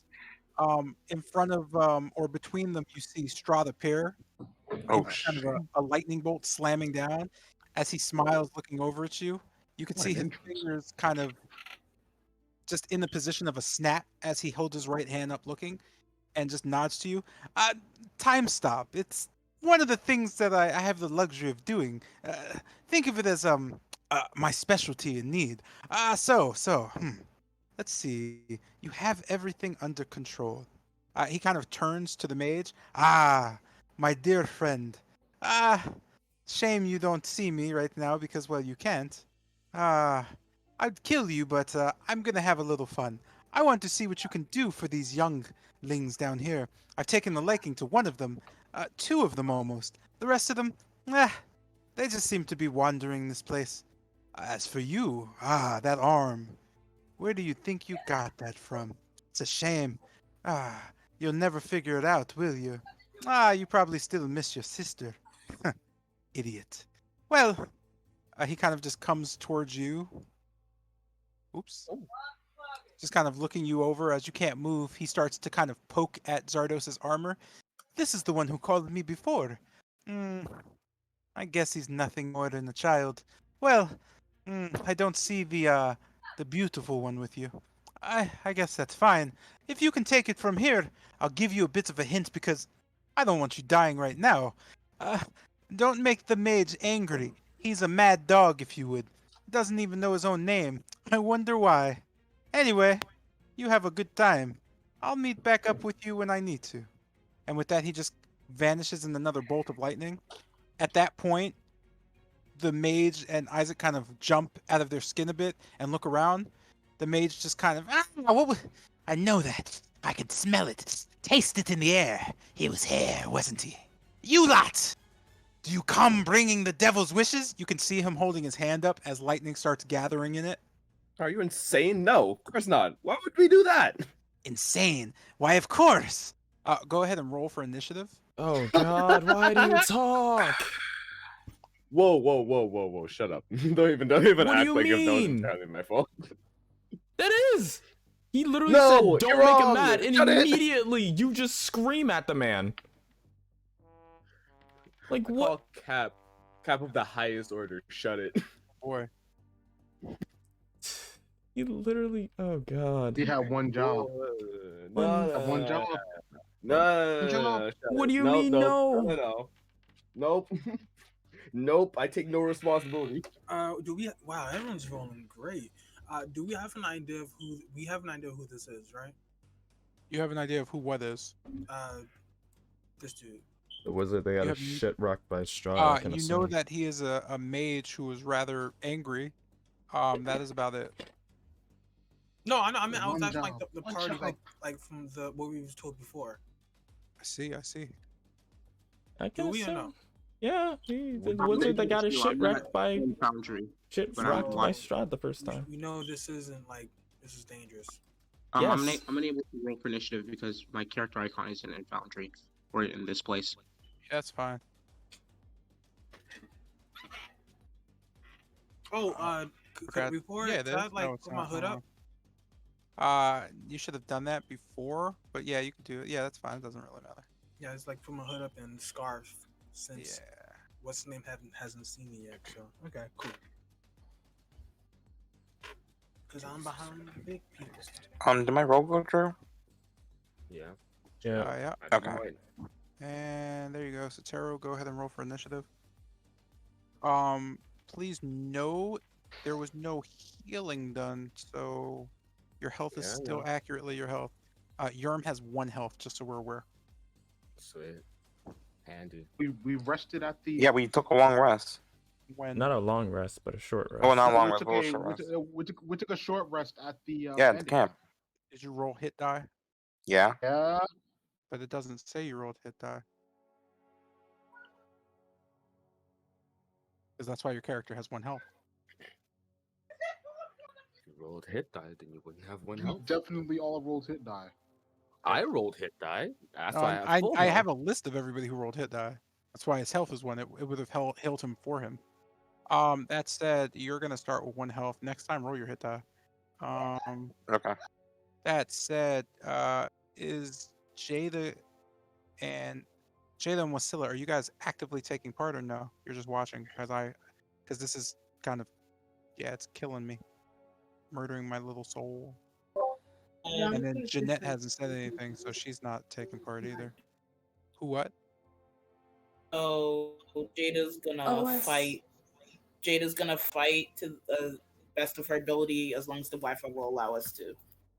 Both of you Let doing me that? see if I can use my hotspot. It's gonna drain my data, but I don't care. Yo, can you hear us? Because Yes, everyone's yeah. kind of. No, Yes. we can hear you. Yes, we can hear I you. just need a yay or nay. Are you taking part in combat? Okay. You can't Yes. hear me though, I'm guessing. Yeah. Okay, so I'll roll for you. And then everybody else gets rolled because that's what happens when no one rolls things. Yeah. All right. This would bring us to having Akeva is going to be taking the first round. So you just have to let me know what you're doing. You can see in the distance Isaac kind of starting to gather fire in his hand.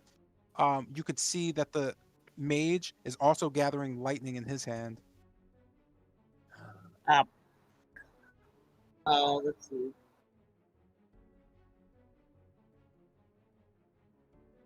I'm going to cast.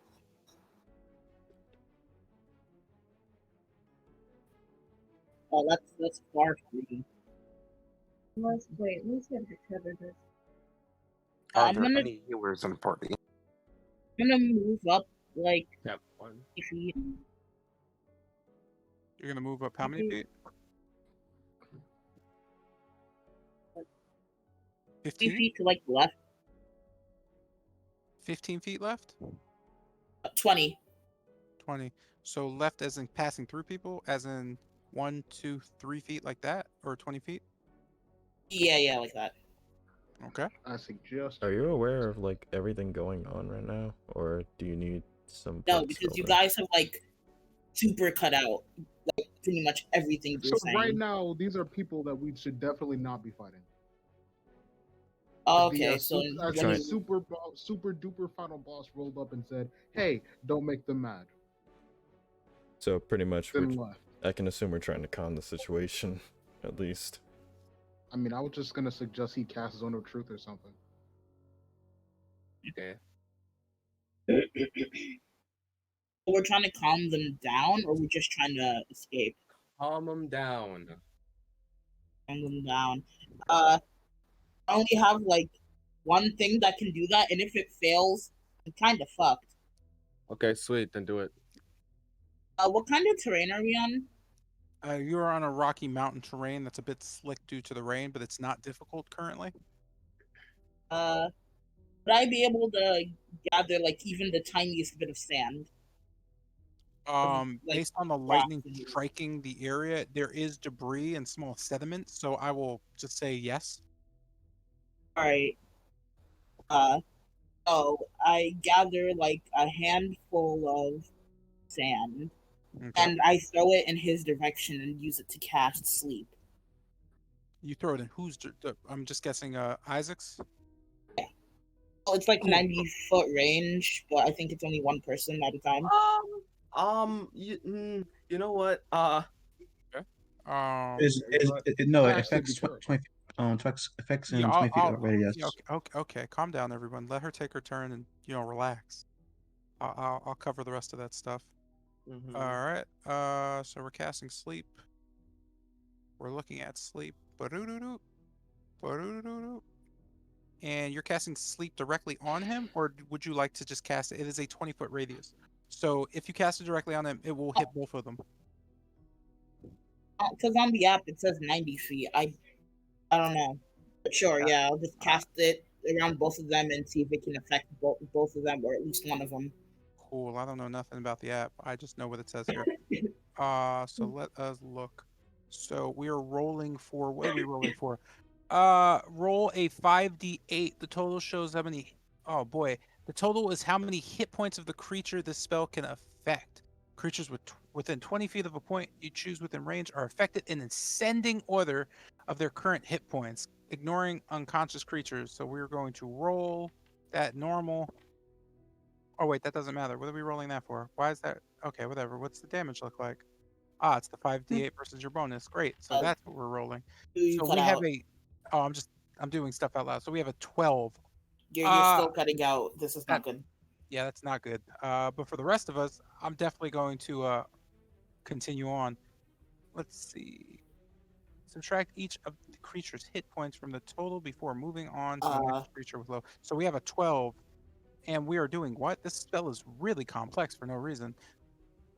Okay, so essentially, for what I can gather, the 12 is how many hit points at or below it can affect. So I guess the 12, you subtract that from their hit points, but it doesn't like hurt them.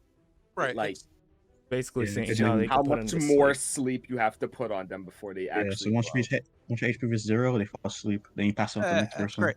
So you have hit the first one and dropped his sleep inability down from, let's say, 100 to whatever 100 minus 12 is. Sweet. 88. Hell yeah. So you are close to getting him asleep, not really. So they both resist your spell completely. You can see the mage just kind of looking past Isaac, with his hands still raised, collecting lightning, looking directly at the cave and going, is that what you think will stop us? Maybe I'm not the only mad one. He grabs the bolt of lightning and kind of directly points it at Akeva. Looking directly at Isaac, he goes, "You might want to watch out, but then again, I don't care who I hit." With that, you have a bonus action and movement. Cool. Already moved 20 feet, so I can't see the stream. Is there anything I could like run behind? You can technically move 10 more feet, and no, there's nothing you can hide behind technically. Well, there's a shelf area to your west. If you move 10 feet, you can hide next to a bit of rock.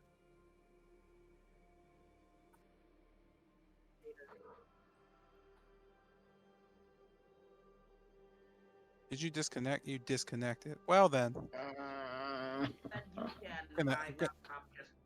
Gonna do that for you then. Yeah, this is not going well. I might sit out after this battle. Yeah, that's understandable. So you hide behind a kind of cliff area. I'm gonna end your turn there because you're dead. You're kind of a dead horse at this point. Yeah. This brings us to Bennett's turn. Same thing is happening as before. You just see the mage kind of generating more and more lightning. You can almost see it, just this massive kind of lightning orb forming, crackling with this purple violet color, as Isaac's fire is starting to take shape into a small orb as well. He does not seem to be facing you. He's literally looking at the mage, just gritting his teeth. You kind of see these attacks happening. You can feel just the energy from them, and you know it's not good. You know something bad is about to happen. I have no Okay. I'm a barber. First thing I'm gonna do, I'm going to try to move up, say 5 and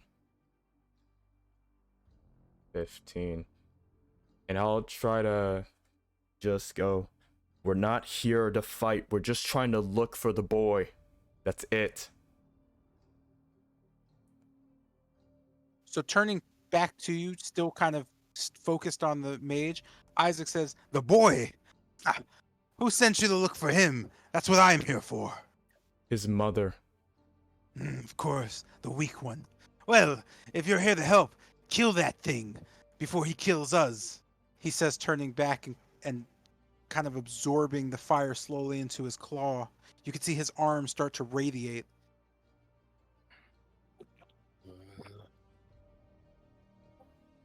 I'm gonna look over to the mage. Did he even like look like he comprehended what I said, or does it just look like it went in one ear out the other? He seems insanely fixated on wherever Akeva was, and he just seems to be wincing and jittering, almost as if he's being affected by something. He seems quite mad.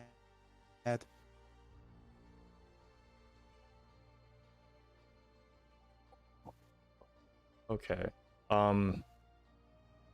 Putting both his hands together, Bennett's coat starts to kind of starts to move with the wind as the wind around him starts to gather and pick up, hitting high speeds and hold on.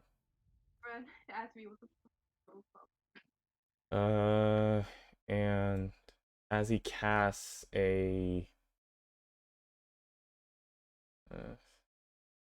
no, not there. No. God damn it. As I cast a wind wall, I guess right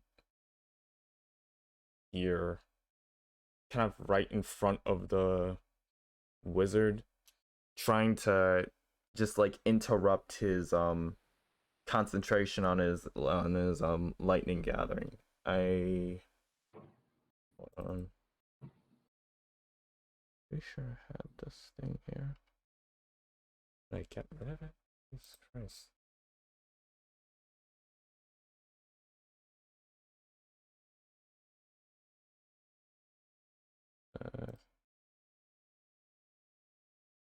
Put that there. I don't know why that wasn't there already. But yeah, I'm gonna cast Wind Wall, just like right in front of him. I need him to make a strength saving throw. Well, Strahd dropped it to give us we have one job. What level is Wind Wall? That is a 3rd level spell. I'm able to cast it with my variant Mark of the Storm. Okay. So as you're casting it, you can see the mage with his other hand kind of slap the wind away. Oh, He casts Counterspell There we go. as a reaction.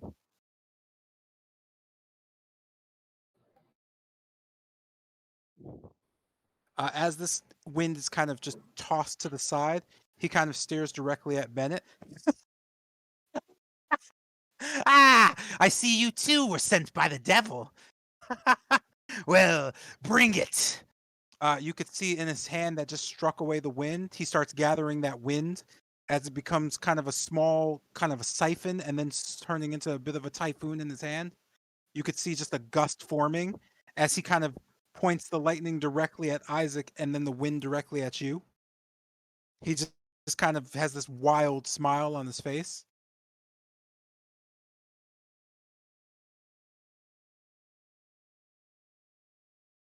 Okay. This is great. This is great. This is absolutely great. Fuck. Okay.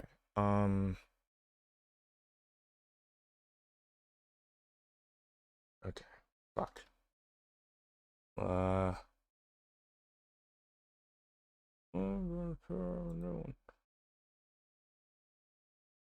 We're in a bad spot completely. Alright,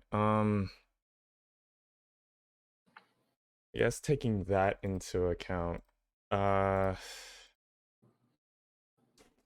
it's going so well.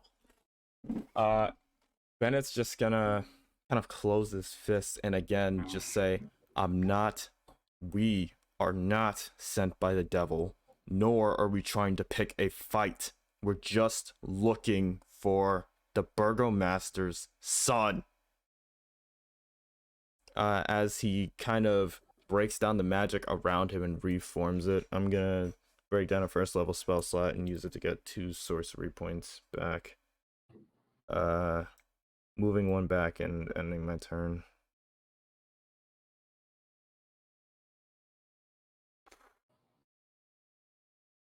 All right, as this is happening, you kind of just hear the mage cackle again. You think me weak? Does Strahd think he could defeat me? You'll learn. With this, we bring up Lucian's turn. Man, shit is not going good, huh? I'm gonna keep trying to Well, persuade him. All right, I'll take a step about 1, 2, 3,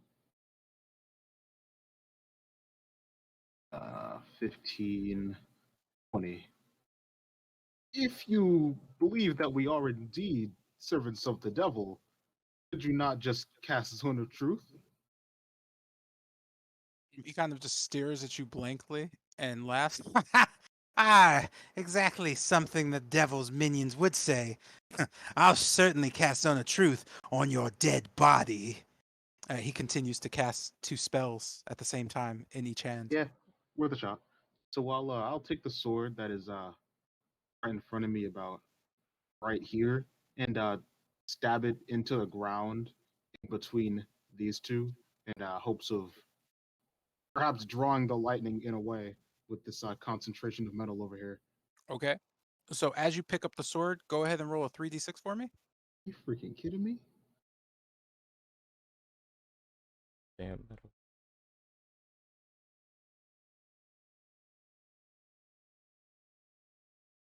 Do my gloves do nothing? Are your gloves like made of an insulated rubber or anything of that sort? Leather. That's right, not. So you're immediately struck with 14 lightning damage. As the lightning kind of just pierces through you, you can feel kind of this weird echoey effect happening. I said echoey effect. I don't know what that means. Oh, what the heck? Hold on a sec. You could feel the strange, just kind of effect going through your body. You could see the lightning from the mage's hand kind of lifts up and then strikes directly down on you. He just kind of lets out just a Ah, fools! Do you not understand what I control within my realm? Ah, enough of this. He clenches the fist with the lightning, and you can see the lightning just reverberate and start going around his entire body as he becomes almost a living embodiment of this lightning. You could see a bolt strike him as it kind of starts permeating. Isaac, looking not too fond of this, kind of grits his teeth, looking at you, falling back. Idiot! Run up and do something about that, and I'll throw the fire at him. Ah. Well, it was diplomacy was worth a shot. I'll my bonus action to take a take a shot at him with a maneuver in attempts to knock him over. Okay. What do you mean by that? You rolled, but I'm not sure. Yeah, he's got to roll a strength save. I'm using the maneuver trip attack. Got to beat a 15 or be knocked prone. You're tripping him. You're shoot. Yeah, that's all I needed to know. Thank you. Oh yeah, I'm shooting him. I'm just basically shooting him in the leg in hopes of knocking him down. Oh wait, yeah. So in that case, as you shoot him, your bullet is immediately torn apart by the electromagnetic field that is now in front of him.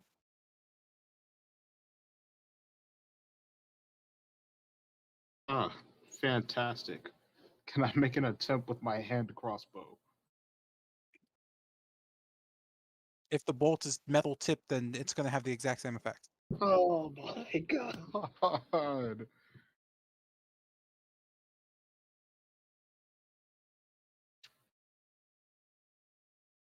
Yikes, what do I even what do you guys who know your magic? You got to do something about that.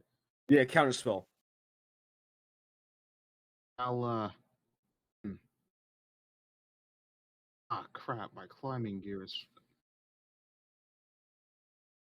can I attempt to like go over here and hang on the cliffside?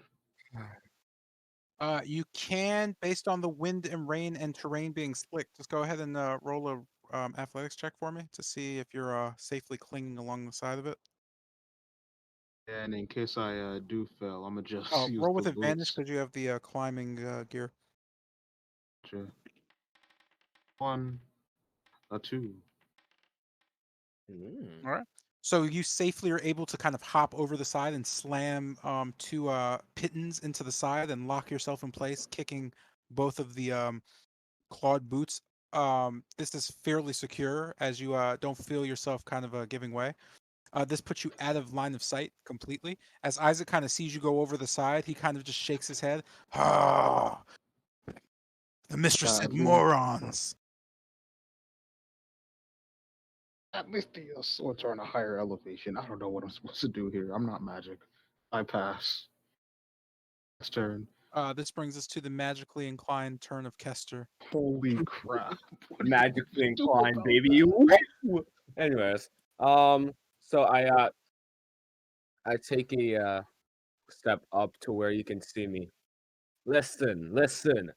If Strahd wanted you dead, why would he send us? Us. As you can clearly see, we're very incompetent, and you're clearly very intelligent. Why would we be working with Strahd? I say, trying to persuade him. As this is happening, Isaac kind of just turns back to you. I agree. Why would Strahd send you idiots? But here you are. You can't tell. He kind of points with his other hand at the mage. He's crazy. He has no sense. I've been arguing with him for 20 minutes. He doesn't make sense. He keeps talking about the devil trying to kill him. Just shoot him with something. I don't know. Should I come over there and throw you at him? Shoot him with what? The metal weapons on the ground? Are you insane? Oh my god, You shut can see up, Isaac kind Kester. of just refocusing on his fireball, or his arm, which is now engulfed in flame. I guess I'll just do it myself. Do any of you have something I can use to heal myself with? Never cleric. I raise my hand. Yes, I can. Great. If I die, well, you'll die shortly after, so keep me awake, would you? Splendid. We How will much? do exactly that. You could continue your turn. Yeah. Hold on. Let me see if I got anything in my bag of tricks. All right. Let's see if I could tap into the mind of a crazy person. Okay, so I'm gonna cast prestidigitation to have a hamster just run past him into the portal, just seeing if that does anything to him. Okay. Just making sure. I don't know what to do. I don't have anything that cannot be counterspelled. So as the hamster kind of runs past him, he immediately kind of glances away. Seeing it run towards the portal, you could see him just kind of jump. No! What is this? Ah! He immediately reacts by jumping back towards the portal and just smashing his feet wildly down at the hamster. Die! Die, rodent! With this, the wind in one of his hands goes out, but the lightning over his body still kind of permeates. You just see Isaac look back at you. Huh, not bad. At least you made him move. I couldn't even do that. Well, use this opportunity or something is not. Wait, actually, hold on. Oh wait, I don't have any bonus action things. This is so bad. This would be the perfect time to just murder him. Shit. Quarterstaff. I'm getting some goddamn rubber next time. I freaking God. Yeah. Anyways, yeah, just use this opportunity that I've so lovingly created. As I just kind of step back to take cover behind this large hunk of metal in front of me.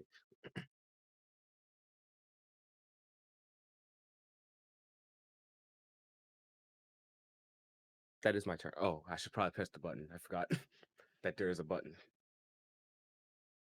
There's a button? Huh. There is a button. Yes. Yes, it's Yerm's turn. Right. So, Yerm seen that crossbow ain't gonna do jack to this, man. He's just gonna like go off in the corner and drink that healing potion. Understandable. Vastly understandable. Dr. Jackson's still there. It's He's all the muted. way to Tilgrim's turn. Yeah, sorry. Let me just toss that. I just forgot about that for a sec. Give me one sec. It's my turn now? No, that would be weird. Oh, wait, what? No, don't worry about that. Just don't do anything, big guy. He said, "Oh, like sadly." Let's go ahead and edit this to be 2. I gotta do the same. So, yeah, go ahead and You have 2 greater healing potions in your inventory.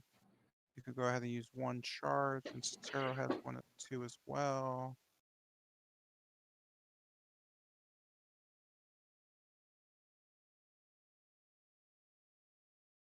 All right, there we go.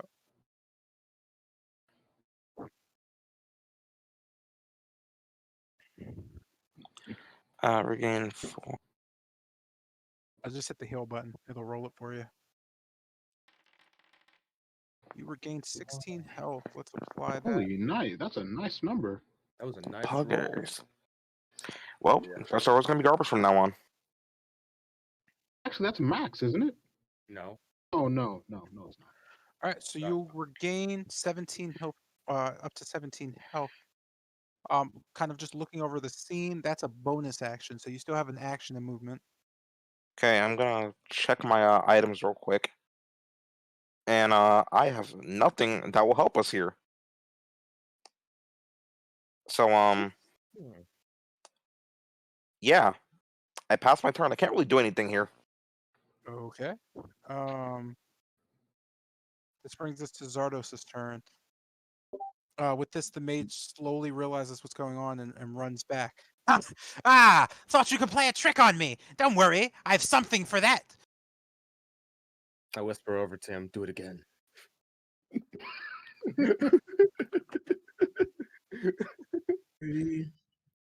A combination of, let's see, okay. Can I warn, as he gets past, can I warn Zardos to get on the ground when he gets the Like chance? in combination of this and where is it? Oh, this. You see, Zara's pointing his sword at the wizard and says, "Shout enough of this! We're not here to play games. Time's being wasted." She use and you see his voice become more louder than lightning itself. Try to attempt to chicken the wizard. He use abjure enemy. Like a wisdom saving throw. Okay. Can't scream. Okay.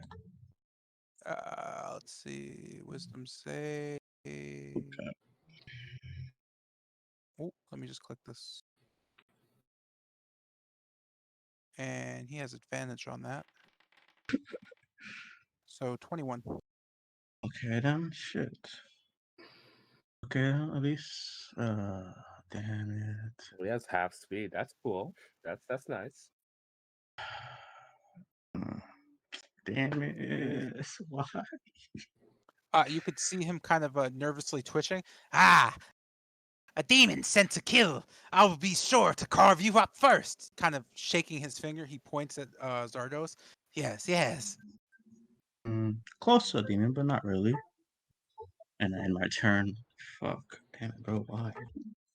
You fucking He seems eagerly convinced that you're a demon now that you've confirmed it.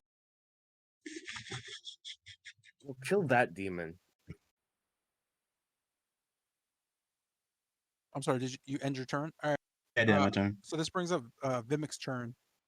Who's in front of me? Let me check your... So right now you have the following people in front of you. Technically, it looks like this from your position. So you being here, you have Lucian hanging over a cliff. Zardos and Isaac are kind of standing near each other towards where the mage is.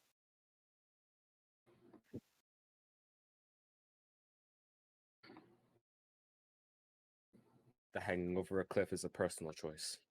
Yeah, pretty much. Yep. I mean, I'm at lower elevation than big objects made of metal. So hopefully, Absolutely. I don't right. get D&D'd. What? I mean, it makes sense from a logical standpoint, but I might just get D&D'd. So Well, you'll be you fine. never know. And if you're not fine, you'll be dead. Either way, I don't think I have much metal on me. I don't think Jada can hear me. No. So I'm going to skip her turn. She's deafened. What the? Because time. This brings us to Sotero's turn. Cool. Do excuse the background noise that is out of my control. Seeing this, I'll kind of call out to both Isaac and whatever, I guess the mage or wizard or sorcerer, whatever the thing is, and to kind of say, can we just discuss this over a cup of tea? There's really no need for bloodshed. Pardon us for intruding upon your lands. It's no manners on our part. As I'll try to cast calm emotions on the it says mad mage, the mage. Great. Go ahead and make a dex save for me. Okay, it's great. Dex save, cool. Where's attributes? Attributes. Where's it? Dexterity. All right. Saving throw. Normal. 19. So you see a lightning bolt strike directly in front of you, but you manage to just like jump out of the way at the last minute. The mage kind of just squawks back at you. Ah, you fools! I just grow tired of hearing the same thing.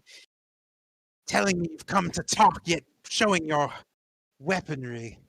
Casting have shown no spells at weapon. me. I'll kill you first. His crazed focus is now on Sotero. Oh wow, cool. Am I still able to hold on. Am I still able to cast a spell or does that interrupt? 5, 10, So that 15, interrupts 20. you from casting the spell. Can I attempt to recast it? Go ahead. 5, 15, 20, 25, 30, 35, 40, 45, 50, 55, 60. Cool. I'm just gonna move up though, like 5, 10, 15 feet near Bennett. Excuse me. 5, 10, 15, 20, 25, 30, 35, 40, 45. And yeah, cast a spell since now he's in range. Boo-doo. Doo-doo. I'll need a charisma saving throw, I think. Calm emotions. Cast. Oh, I don't need to place your measure template. Cast spell. Alright. Dude, since they say he's insane, I guess. Oh. Oh man. 19. Let me just cast a. Yeah, I think he passed. Yeah. Yeah, he passed.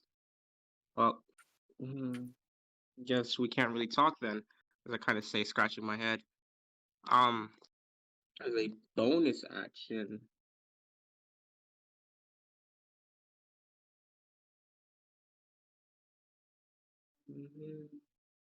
Oops, sorry.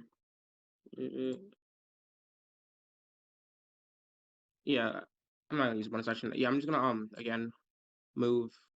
Since he's looking at me, I'm gonna move another 5 feet back and just end my turn there. As I cowl back, I'm not a servant of Strahd. That goes against my belief, and I have no means to attack you. As I Make end a my dex turn. save for me. Oh, that's great. All right. Attributes. Where's dexterity? There we go. Saving throw. Normal. But ooh, dang, 4. And as that occurs, a lightning bolt strikes you immediately. Cool. You take 8 damage. You are also stunned until the end of your next turn. What does that do? You can't take your next turn. This Oh, moves us on to Isaac. Begrudgingly, Isaac kind of just turns back to the party.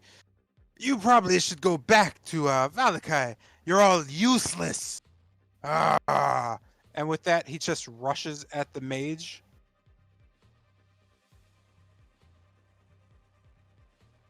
He takes this opportunity to just bash his hand directly into the mage's neck through the electricity.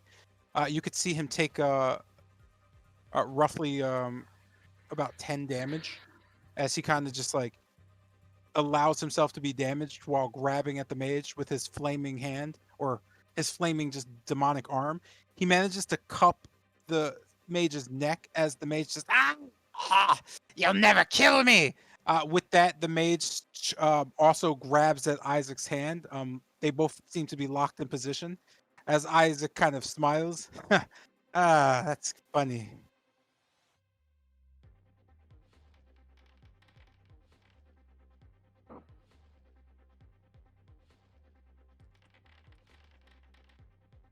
And with that, Isaac, his whole arm ignites and just blasts into the mage's face.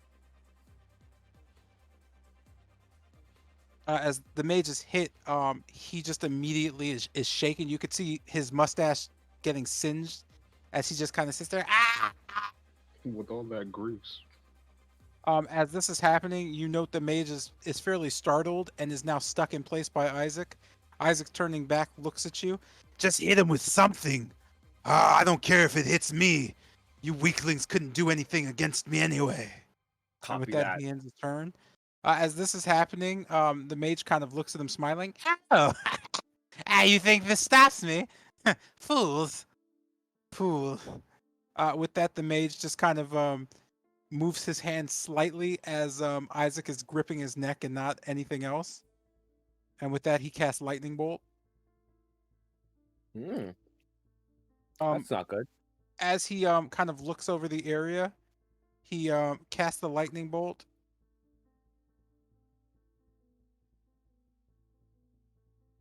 Directly down beneath him.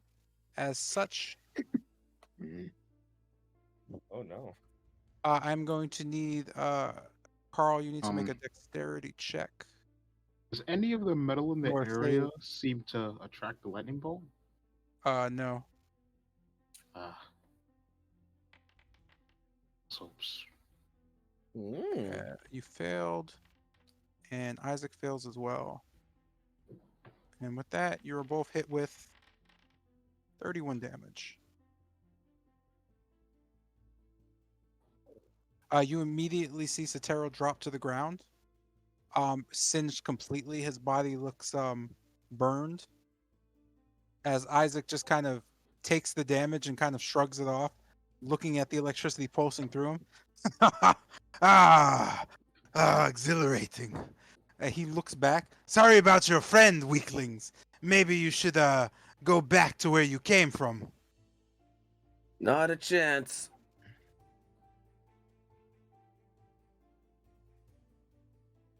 With that, the mage kind of snickers, and in the kind of as Isaac turns around, he throws his neck back and jumps back a bit, managing to release himself.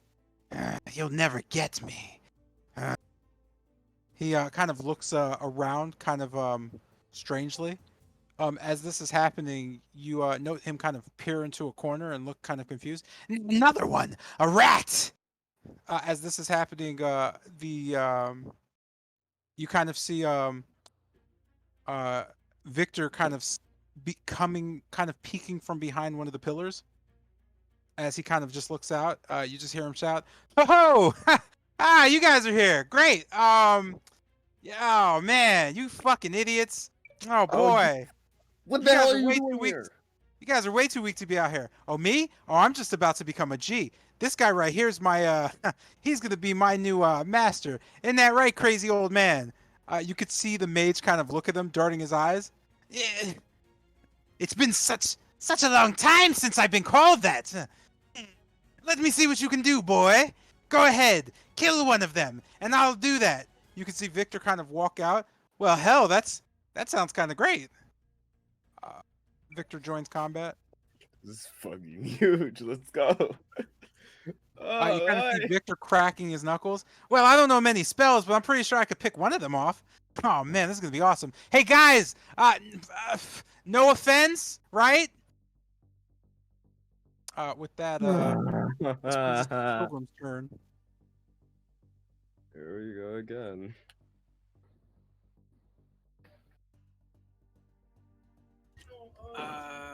Moving. Oof, man. Okay.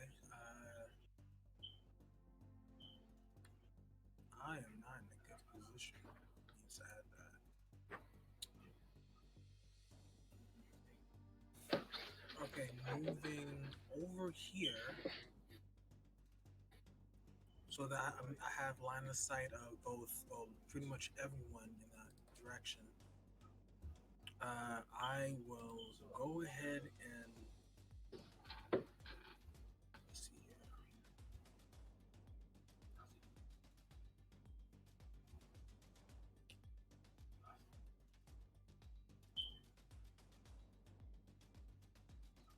Yeah, I will go ahead and shout, Victor, what are you doing over here? Does he You, respond? the boy just responds, "Well, it's a long story, but just stand right there. I'm gonna hit you with something. I hope you die. No offense, but I kind of need this guy to help me out with some things. And well, he's not exactly the most sane, but let's be honest, he's goddamn strong." And mumbling, I just go ahead and create a quick, with a flick of a wrist, a mist forms around my hand and moves towards the mad mage. Um, I'm basically casting minor illusion, but creating a bubble of opaque mist around the mad mage's head, so he can't see. Okay, as you're doing that, Victor kind of just like looks at the mage and goes, "Hey, that's not real, bro." As the mage kind of blinks, the illusion fades. Oh, okay. Victor kind of puts up like two fingers in almost a victory pose and goes, "Hey, dude, sorry about that. Just kill the little girl, right? That's all I have to do." You could see the mage say, "Yes, we must destroy all the minions of Strahd. Come, apprentice. You become a great mage like." And he kind of looks puzzled, looking back at you. Well, a great mage.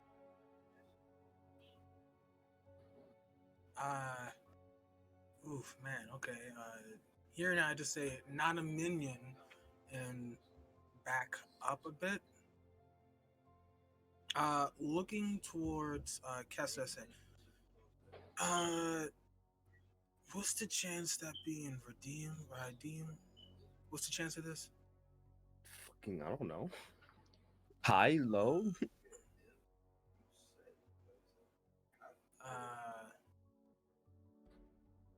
Okay, I'll just do it. I'll just say, moving back to where I can see them. Is this elevated? Like, is this above Lucian? Like, can I see them from right here? Yeah, you could see them from there. All right. I say, looking towards the dirty mage. I said, are you Rahadim? Does he respond in any way? He just kind of looks confused. He just seems a bit troubled as Victor kind of looks at him and then looks at Isaac. Hey, he kind of looks left and right. Hey, Isaac, how much does my dad pay you again? You can see Isaac kind of grumbling. You know, the father pays us nothing. He shakes his head. Not your dad. Remember, you're like an orphan, soulless and all that stuff. Oh my All god. that good stuff. You can see Isaac enraged. You're lucky you're the burgomaster's son. Yeah. Can I kill him, mage guy? You can see the mage still a bit befuddled by what you said to him. Certainly. Burn them all. It doesn't really have any effect on him. All right. Seeing this, I kind of mutter and back up a bit in my turn. Is this this is how is there like a stone like a stone is there anything big enough that I can like duck down behind? There is if you go to the move 2 spaces to the left, that's a cropped like hill. Right here. I'm sorry, the right.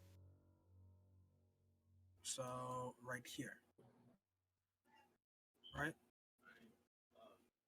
Okay, then I duck behind that in my turn. Try to like in my book look searching for the perfect spell for the situation.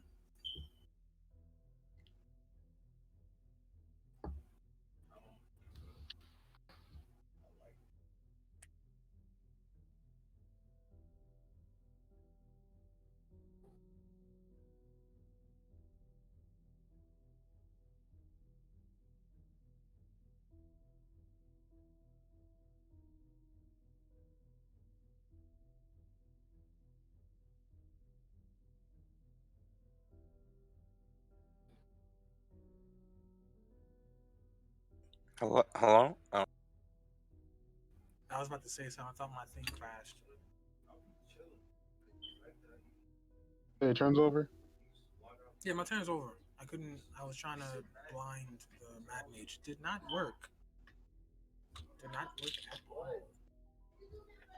Press the arrow button. Or... Oh. Wait, let me. There we go. My bad.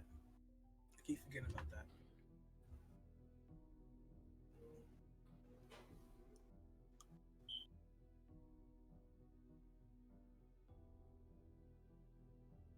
I think Mr. J is doing something right now.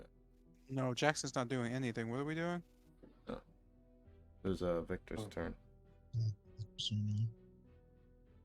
It's whose turn? Oh, it is. My bad. I didn't know he stopped his turn. So you're just hiding behind a rock. Gotcha.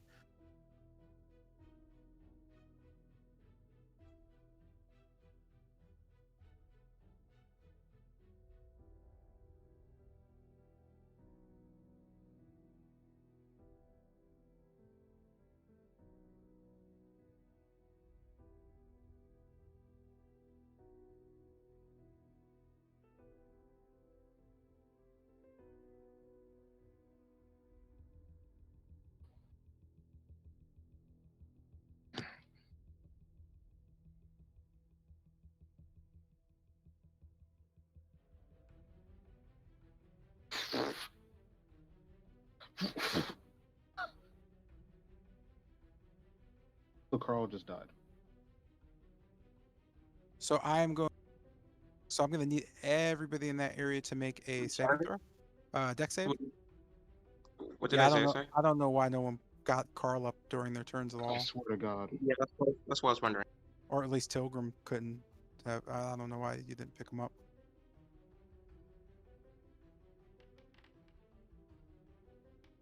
15.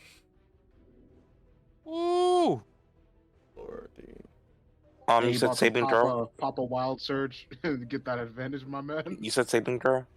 Yeah, Dex save. Well, Kester, tell me you're about to hit that wild surge. Kester, you need to hit the wild surge. You got a nat 1.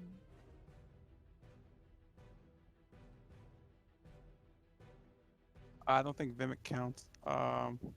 Actually, I should probably roll because that actually matters. King, you have And to yeah, be there, man. hey, Dude, King, no. are you wanting to roll? Like the, do you wanting to use that, or what are you doing? Because the nat one means I could crit you. No, it doesn't. Yeah, it doesn't. Kester, Anyway. you are mute. Oh, you King, rolled you are a muted you if have you a didn't nat know. 1 in the ability to deal with it. Oh, there we go. You fixing that? Cool. Okay. So the only person who failed was Yerm, and this is going to take Sotero out completely. So Sotero is disintegrated. You're dead, and let's roll that damage. Christ. So yep, y'all just left Sotero on the ground. So Yerm takes 31 damage, immediately dropping him to. I'm also dead. No. Yeah, I gotta double check that. Let me just double check that. No, you're not actually dead. You are unconscious. So Yerm is We not take those. unconscious. Go ahead and roll one death save for me.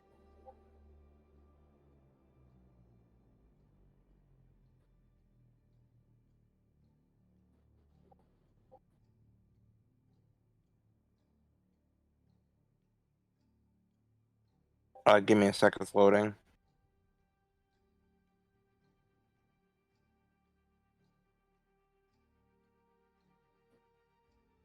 There we go. 14. I think that's 14.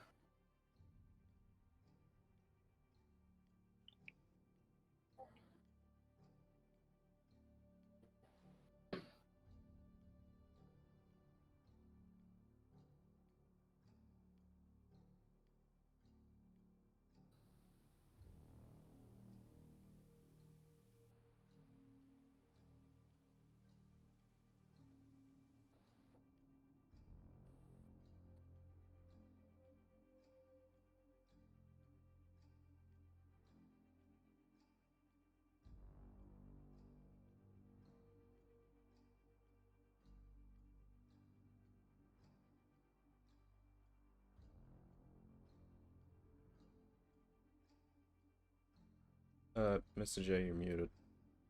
Damn, that sucks. I just had a great story going on. Let me do that again. Oh, Here. okay. I thought you were waiting for something. Because like I Nah, saw man. stuff moving and I was like, oh shit, he's muted, isn't he? Yeah, I was totally muted. Yeah, it's hard to tell when I'm like in this. So anyway, with that, you could see Victor raise his hands up and goes, "Hey, that was okay, right? None of you are dead, well, except the cleric, and you don't need him. He was a waste of time. He didn't even use any cleric spells on anybody. Anyway, you could get the rogue up. Is the rogue new? I don't even remember there being a rogue. Anyway, and he runs behind the mage towards the portal and jumps through it as he says to the mage, "Hey, I'm going on ahead because I really don't want to die or anything." As the mage kind of turns and goes, "No, you idiot, wait!" Oh, no. Well, that was a short-lived apprentice. He's probably dead now. But he called me master. It's been so long. I need to go check on him. Fine, you fools. With that, he jumps through the portal as well, ending combat. Oh, that's fucking wonderful. Jesus Christ. What? As this is happening, Isaac kind of like lowers his guard, turning to you, and immediately just whoa, you idiots! Oh, and immediately runs into the portal as well, slamming into a wall and then falling back. What? Laying in front of what looks just like a stone wall, Isaac kind of slams his claw into it to no avail. What's going on? He turns back. Do any of you idiots see a portal? No. I do. Yeah. Go after them. Very well, man. Yeet. With that, right? With that, are you all going to run in after the two? Yeah. Yeah. Okay, go on. Yo, can a healer heal me up? That was the healer. I was a healer. Yeah. I thought Kester was the healer. No, he was a sorcerer. Oh, what the fuck? Really, nothing left at all. No, he was He disintegrated. was at 0 health and ate a fireball.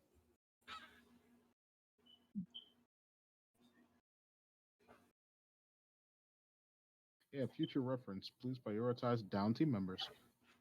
So does anyone know how to reincarnate someone? Like, yo, man, you just walked away. That was the guy You're who using knew your turn. You reincarnate. can't say anything, but bro. I didn't know he was down. No, I thought it was one turn. Plus, I thought you still had time to. I was last in turn order. Just being just being nice. What made you think you would have time? Like, what made you say, "Oh, we have time to not prioritize down team member"? He's down. Wait, he was the hit. Wait, we let the healer die. You let the healer The die. white mage die. Why didn't we get the healer up? Because you had time. Didn't. Who is we? Wait, what do you mean? Yeah, what do you mean? I mean, we? he went down before it was my turn. Zion was the only person who could have gotten him up. Literally. No, I wasn't the only person. You were. You He were the died only on. person who had the turn before anybody else. He died You took literally your turn before Victor. Before your turn. Oh. Yo, So bro, you were the only one who anything. could have done It something. was one turn though. I thought we had time. Again, future lessons. The only time you have is your turn. That's it. Okay. Is there like any tree bark nearby? There is no tree bark nearby unless you go back down the way you came. Okay. Let's just take one of these shields and make a remains. makeshift grave. Oh my god. There's absolutely no remains at all. No, he was disintegrated in the fire. Fucking gone.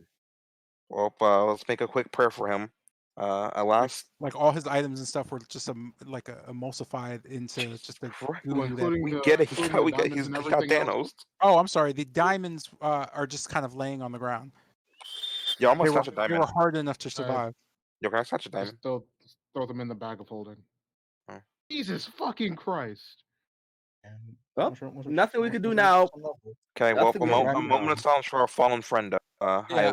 Lassie. I don't know his name. But I barely knew D. So you decide to follow them in. Those of you who can't see the portal are managing to get through somehow. because of those who can see it. But Isaac, for some reason, has no luck in that. I'm going to kind of tailor said party for what's currently happening and who you have. So give me 1 sec to deal with that because you are Jesus seeking entrance into Christ. the unknown.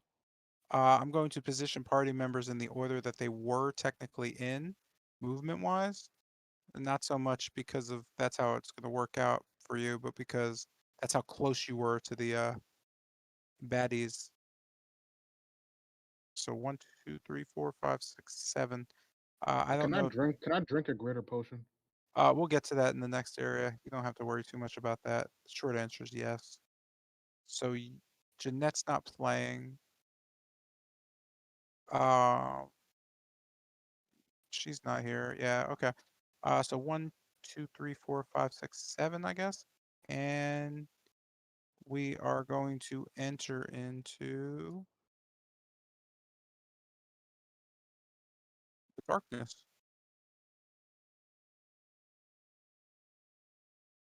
As you enter into through the portal, you come out on the other side into a strange kind of tomb of some sort with steps leading down. In front of you directly, you note a kind of here. You note a trap of some sort that has been sprung. You also note here a pool of blood with a young elven woman kind of laying on her side, bleeding from her leg. You could just hear her cursing in Elvish. For those of you who understand Elvish, it's pretty much just fucking shit. You also sweet. see 3 zombies kind of over her. As you kind of slowly enter this area, roll for initiative. Hell yeah, baby. Whoo! And keep the high initiative rolls up. I'd really like a high one. Oh, sure you do. Well, you got a As you nat roll a 1. nat 1. Holy crap. Man, I'm going for it. Let's go, baby. Woo! Can't freaking believe he's gone just like that. God damn. What did you roll? You rolled a 12. Yeah, I got a 12. Hey, Jada, can you hear me? Can you please roll initiative here? Oh, you did 19.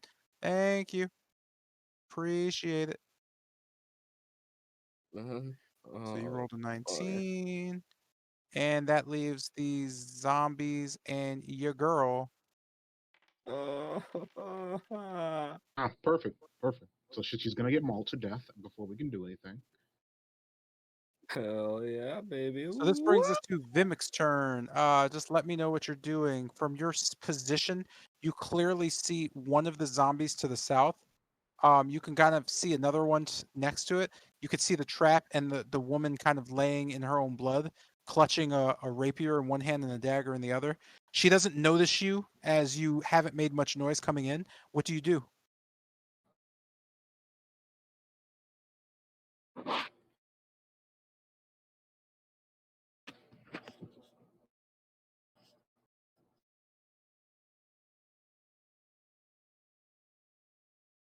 Oh, looks like swinging. What? I don't know what that. Oh, Just said just skip. Yeah, I saw. So that brings us to our first dissatisfied zombie who is looking Oh to boy. just eat as much as possible. You can see the woman kind of try to block and the glancing blows as the zombie just slashes at her twice with his arms. God, please. As this is happening, she manages to knock away one hit as another one slashes down on her shoulder. She gets cut across the shoulder as she lets out a fucking zombies. God, this place is awful. Anyway, with that, the zombie ends his turn, leading to another disenfranchised, an overly critical zombie immediately running up to her and doing quite the same thing. You can Make see a the peeper. claws dig in. You could who what? And make like a peep or a noise or Jesus Christ. As this is happening, one slashes again, parried as the other one cuts against her shoulder. She's grazed as she kind of just screams out again. You could see her leg is profusely bleeding. She looks to be getting a little dizzy from the angle you see her at as the zombies start to swarm her. Kind of looking back and then looking around, she notices just out of the corner of her eye Zardos in his armor. And just kind of, oh, another one. Great. Why did I get lost here? Why did I listen to that idiot? Oh, I wish I could go back to Waterdeep. Anyway, let's see. With that, she kind of just looks at the zombie directly in front of her. Well, and she just thrusts her sword straight up through its throat.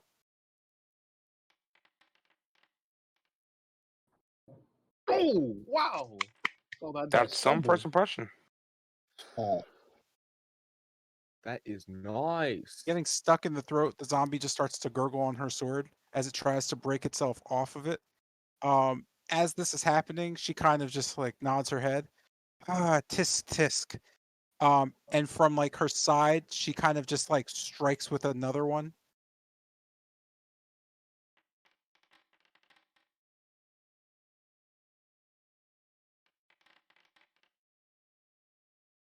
Again, stabbing the zombie. It starts to get kind of dizzy as it kind of just strikes. Both swords kind of well, I said dagger, but they're swords. Both swords kind of crisscross in his throat. She kind of just smiles up at him. Oh boy, and just attacks again. Well, actually, they're both in their throat, so.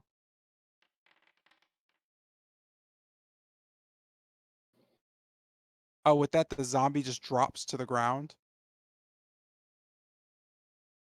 As she kind of just cuts its head clean off. With that, she kind of notes back around her surroundings as she kind of looks a bit. If I defeat everybody on the ground bleeding to death, I'm going to be really pissed off at this place. Anyway, you. Another zombie immediately kind of rushes her. It's Right to the immediately trap. stuck by the trap and just takes the damage from the trap.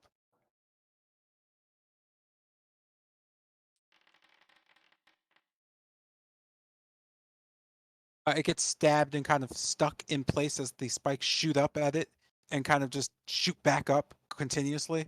It just kind of is stuck in place as its turn ends. This brings us to Yurm's turn.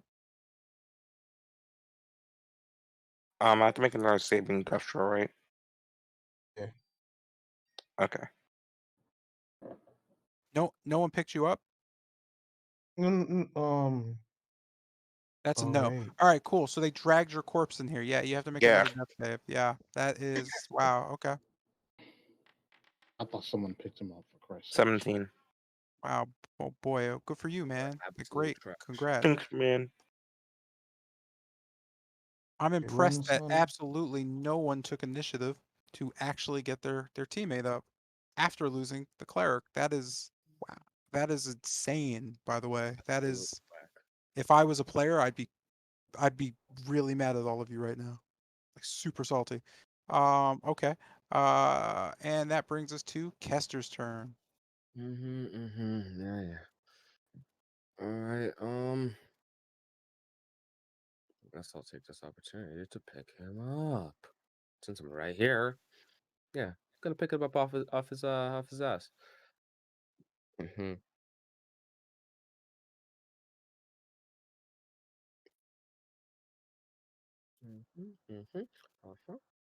Just gonna assume he's being picked up. I venture forth to get a closer look at what's going on. Venture forth for how far am I going?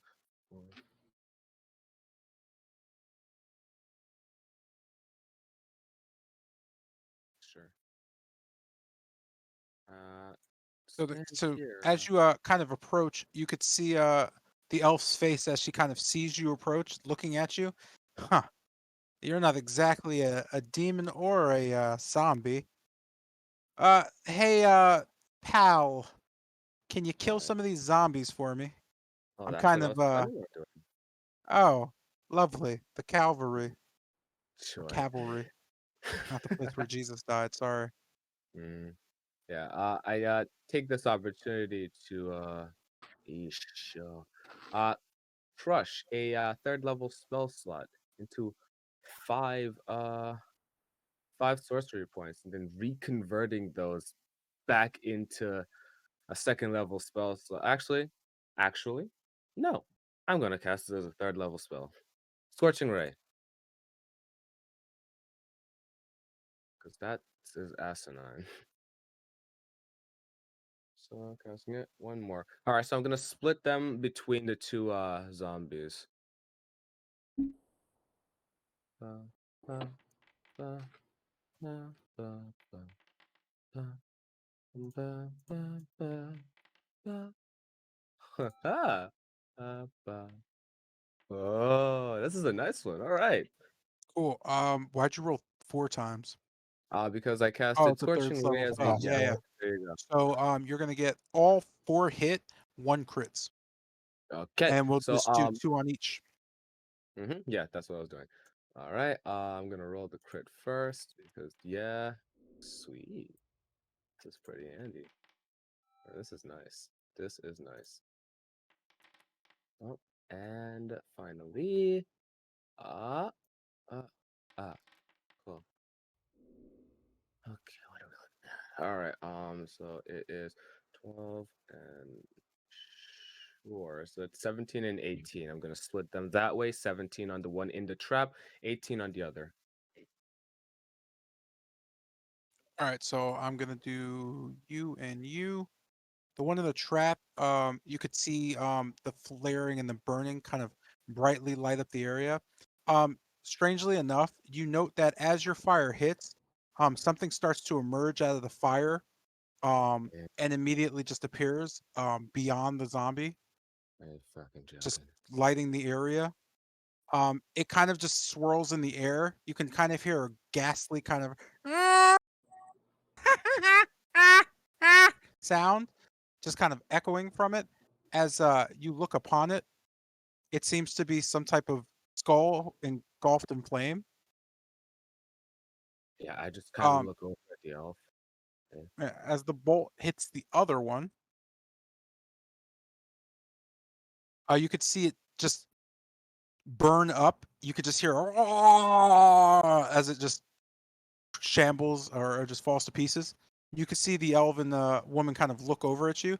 Oh, that was pretty impressive.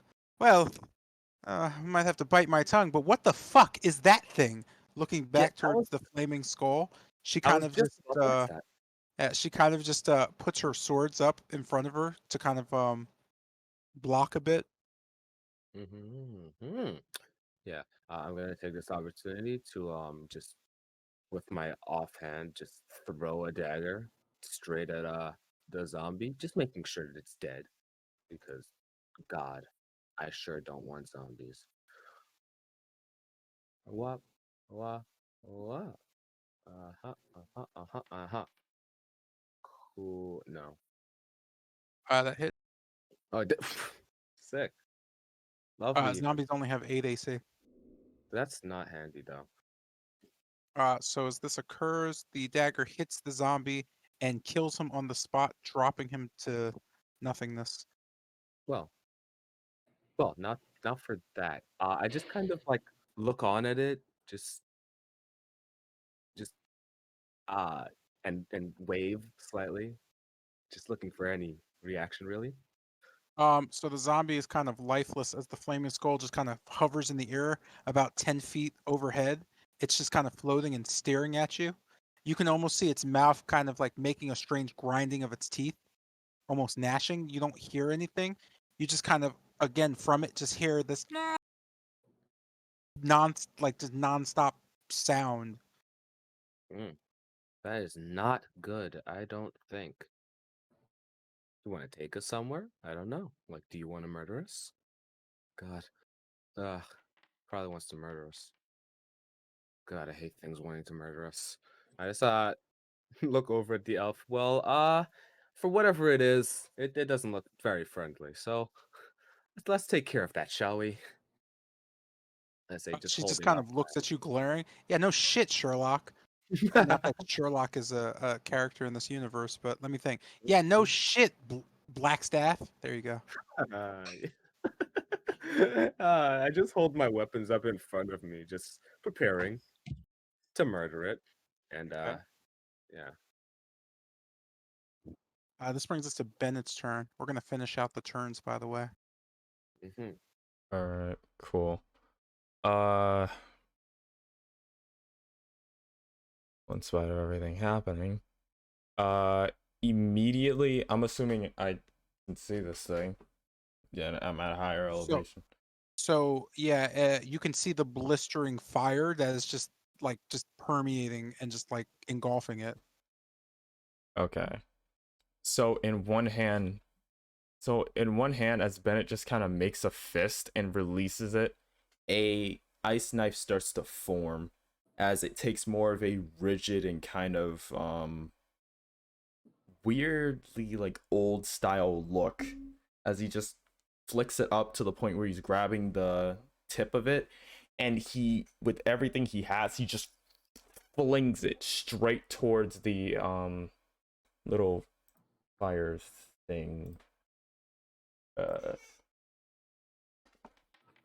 Little fire thing. I honestly don't know. Skull. Flame So skull? it misses. Okay. It needs to make a dex save. So as the knife goes towards it, the flames just melt it completely, so it doesn't have to make a dex save. Okay. That So is nice. cool. None of the water made contact. Wonderful. Yeah, nothing actually touched it beyond the point of the extreme heat that's coming off of it. You note Kester and both the young woman that you can see in the light are sweating profusely. Well, Kester you can't tell, but the young elf woman is just dripping in sweat. It is immensely hot. Not good. Not good. Okay, so ice is useless here. Cool. All right. Bennett's just gonna roll his eyes as in his left hand, some of the water from some of the I guess some of the sweat that's been building up under his gloves start to kind of form into a ball. As at first it I offer to use a bit of holy water. Okay. Mm-hmm. Made out of holy water. It's kind of My swirls bad, up. that was rude.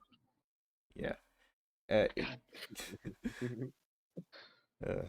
It swirls up and I launch a ball of holy water, but halfway through the air it suddenly shifts into lightning. I'm gonna cast firebolt but change it into lightning. Okay, so it doesn't have any holy property at that point, just so we're aware. So it's a waste of holy water, just so yeah. Yeah, it's You only definitely hit. okay, cool. And yeah. 18 lightning. Okay, so as the lightning kind of crackles past the heat, you could see it knock the skull back 10 feet as the skull just rolls in the air and kind of stops hovering, catching itself. You could just hear it go, ah! Ah! Ah! Ah! Ah! Just kind of looking back towards your direction.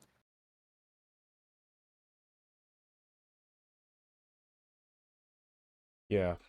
Whatever the hell that thing is, it's far from normal. As Bennett's just gonna walk into the room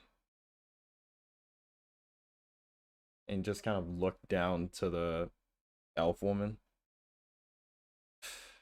Shit. Alright.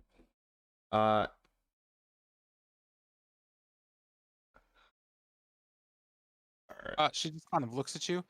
The name's Lucinda. Weird masked people who, for some reason, are trying to save my life, even though I don't know. Yeah. And you okay? She seems kind of puzzled by your strange noises you're making as she kind of shakes her head. Oh boy. Hmm. Yeah, not something you really want to ask about. Uh, She from kind of looks at you and frowns a bit. Not something I want to ask about. Great. Anyway, you mind killing whatever that thing is so I can get my leg fixed? I'm trying. Whatever this thing is, it's kind of durable. As Bennett just kind of cracks his knuckles and magic kind of flows through them, making them glow in a weird hue of green for some reason. That was my action, my bonus. Would I be able to help her at all?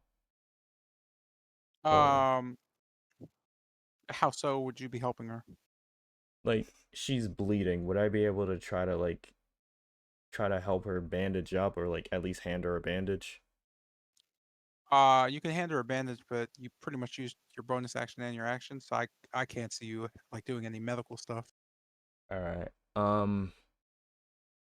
Looking over to her and just kind of looking at her leg bleeding, Bennett will just kind of like kind of put out a tourniquet.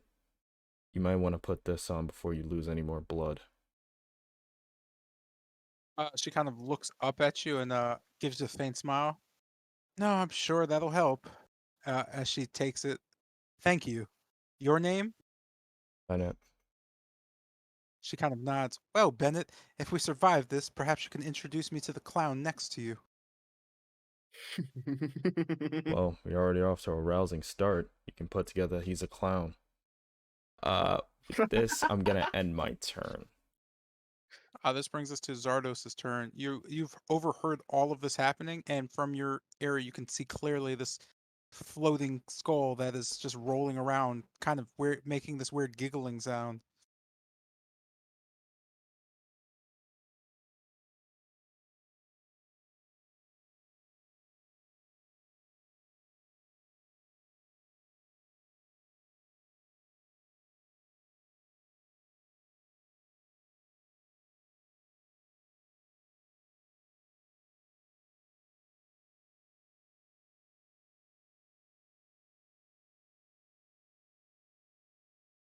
Are you muted, dude? Okay. Yeah. Yeah, I see Zaras put his hand on Lucinda. I see a bright glow, almost like fire, begins to like envelop her leg. He casts lion hands. Well, go ahead and make a dex save for me. Okay. Yeah. I'll do this. Man's really just fucked up and put his hands on someone without saying a thing. I say if I may. Unless When unless it was muted. You were you were muted. muted, bro. You have to So you have to now, recite now that. s- I'll skip it then because I'll just assume you did. So she kind of looks at this just fully armored and black thing approaching her and saying, "If I may touch you," and just kind of glares at you, looking back at Bennett. Is this thing with you too? Yeah. Trust Oh him. He'll boy, help. you may molest me, I guess. As she kind of questions you. No, not that way, my lady. My bad. There I go again. Bad start. Wardy. Okay. Yeah. Yeah. I used my full 15 points and use it to kill her. So you're gonna give 15. her 15. Mm-hmm. Okay. Give me a sec. I don't like math. Oh, there it goes. Okay, that's actually it's really good actually. That's All right. and that is That brings us enough. back to 57. So seeing her leg being healed and the wound kind of just closing up, she kind of staggers to her feet. You could see her take both her swords and like slide them into sheaths, kind of cracking her neck. You can see she kind of like crouches down a bit and flicks something against her boots and then gets up. Well, thank you, Mr. Armored Knight and masked vigilantes. This has been fun, but I'm afraid I'm gonna have to boogie. And she just disappears in kind of a mist of smoke. Damn. You could just kind of hear her whisper next to right next to Kesper's ear. Oh, don't worry, sugar. I'm still here. It's just, well, I've got a job to do. Oh, splendid, splendid, splendid. You do that. We'll take care of this. And And that is an action. You have bonus action if you can take it, and any movement. Yep, I can. Nope. That's all my thing I could do. Have my turn. Bada bing. Okay, this brings up Lucian's turn. All right, I'm and I'm gonna just take a shot at the creature over here.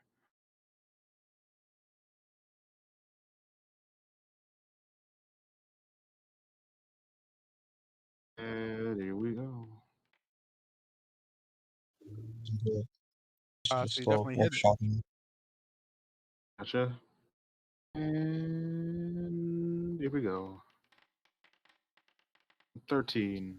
All right. So the bullet pops and it kind of cuts through the heat to slam into the creature.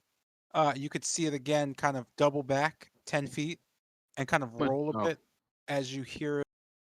Just I was gonna you could attack see it. again because double attack. Okay.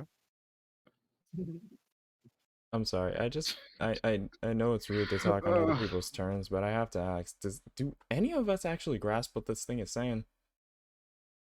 No, it's literally making noises. Okay, cool. Wait. I don't know. Perhaps this is Victor.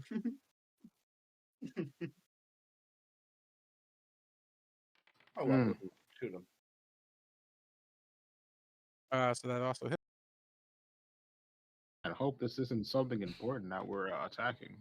So the bullet blasts and hits him again. This time it just kind of nicks him on the side. He again kind of bounces off the wall and flies back. Oh no, he hasn't done anything particularly hostile yet. I don't know. I mean, out of game since. Wait, shit. I'm not even supposed to be talking. I'm shutting up. I'll just yeah, no more movement from there. And that's turn. Okay. This is going to bring us to Tilgrim's turn. So, from kind of seeing this, you all kind of have gathered that as you hit this thing, you're literally kind of pushing it back for some reason. Mainly because, well, not for some reason, but you're noting that it seems to be very lightweight and can't seemingly stop itself from moving once it's been kind of hit with something. No. Okay, just to make sure, is Yerm up behind me? Eat your mic, sir. Is Yerm up? Like, he's standing, or is he still down? No, Yerm is literally on the ground, slowly coming to. Oh, that's the phone I picked him up. Yeah, Catcher said he picked him up. Oh, did he? He did say that. Yeah, Yes. he did. Oh, okay, cool. So yeah, he's just like on his feet. We were not about to leave another party member on the ground. I swear to God. Like he's kind of just on his feet, breathing hard and whatnot.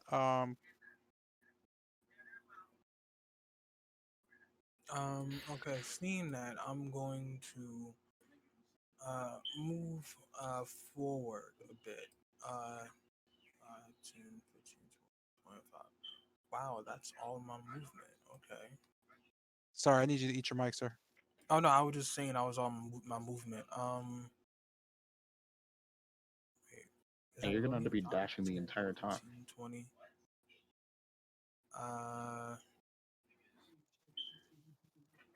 I'll actually no. I have about 5 more feet left. I was 20. I'm going to end. Actually, I'll end it here behind both Kester and Bennett, and in my turn because I can't really move anymore. Sorry, what? I'll end my turn here because I can't really move anymore. I don't have any more movement. Oh, and I'll take the dodge action, and end my turn. Okay. Mm-hmm. Well, that was productive. All right, so we're gonna end the session there as the creature slowly starts to regain its strength, and we'll just start the next session with his turn. Mm-hmm. So I'm gonna pause and I'm gonna boot you guys. You said you wanted the arena, so I'm gonna boot you back there.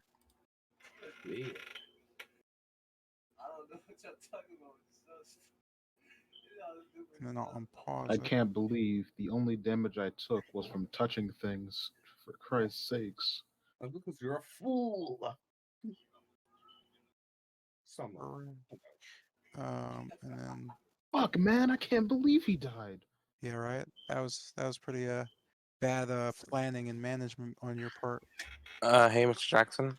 Hey, Shit, I really I thought it was might not fine. be here next week. Next campaign. dude, Wednesday. That's fine. Wednesday, yeah. Yeah, because I have to figure out the fact that Jeanette, Jada, and Wasilla are all. Oh, and I'm probably just gonna like I don't know what's up with that, but it would be hard to run a.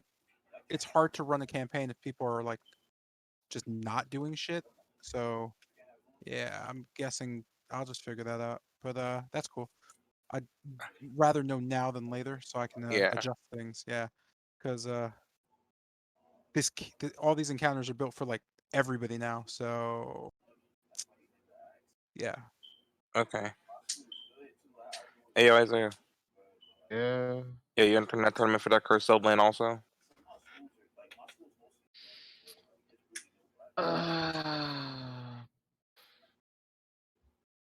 Feel like I gotta try. Like either you try or you pay $60 for one. I've gotta like pay $10 to enter, and my chances of winning are like minimal. You don't know that. Yeah, I do. Excuse me.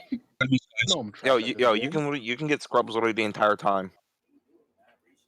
That's what I'm saying. Yo, the most luck I'll have is running across 2 scrubs. Well, okay. Well, with that said, you beat 2 scrubs, and then you get the round 3 bye, and then you're in the finals.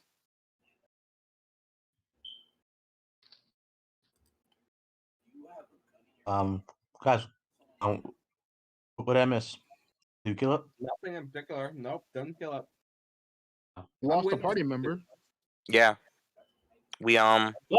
Well, let me rephrase that. Well, We did not do anything. Zion. Someone didn't pick up someone, Hey, and that person got vaporized. Whoa, no pointing Okay. fingers. Whoa, whoa. Yeah, no point to point fingers. Technically, it's all your fault because you didn't properly assess the situation and know what to do on your turn. Because it was a very simple fight. He was knocked out before he was knocked out before my turn. I mean, after He my was turn. knocked out, and it was only Zion's turn before the enemy, and he just walked away. But it was all your fault. He got knocked out A technically. fireball. I didn't know that was going to happen. Yeah, that's true. That is true. He did not know there was a fireball. So, future reference, please prioritize down teammates before anything. Please. For future reference, please learn how to strategize during fights and not aimlessly take your turn. I guess that would be the better thing to say. Because again, that fight was super easy. Like the fact that you guys didn't pick up on what was happening scared the shit out of me. Okay, like in Zion's like huge defense, there is no way we would have known a fireball was going to happen in that exact area. That said, you should probably assess what was happening, I guess, during the fight, Yeah, or try to, because I'm confused by why that went so poorly. Yeah, Because, I picked up you got the distracted, so you can use that for advantage. I picked up the wizard's thing. Sure didn't. I saw no ream or right reason to that fight. No, that was definitely a Sure there was. reason. Yeah, there was But like I did specific not see stuff. it at all. What was the specific stuff? Like when The Kester dude- used the illusion on him, like that was a specific tell on what you were supposed to do. Like, and I know that multiple times that he's crazy. So yeah, like I don't know why that fight was so difficult for you. Yeah, guys. that's why I tried to use calm emotions, like calm him down. But yeah, lightning strike. Wait. You were Being supposed to take crazy might be advantage. worse. He could blow in any second then. You were Yeah, supposed to that's take again the advantage point. his Yeah, of crazy. course. I mean, I assumed that he was crazy because of Strahd and your calm emotion wouldn't do shit. But Also, like, when Strahd says, "Would you like help?" you probably shouldn't say no next time, right? That's another big Yeah. tell, I guess. I said yes. one person said One, no. yeah, one person. That Yeah, was one person. Lucian. One no counts. That's another Yeah, I thing. know. We discuss as a group. I know. Trust me, I know. Yeah, Okay, I who know said you no? know. That's happened before. Lucian said no. So, Lucian. So I'm just supposed to Funny believe him. fingers I'm just again. supposed to believe him at face value. Anyway, I'll be back. Yeah, He says it's he'll help Strahd. us. He's sick. But the He has a argument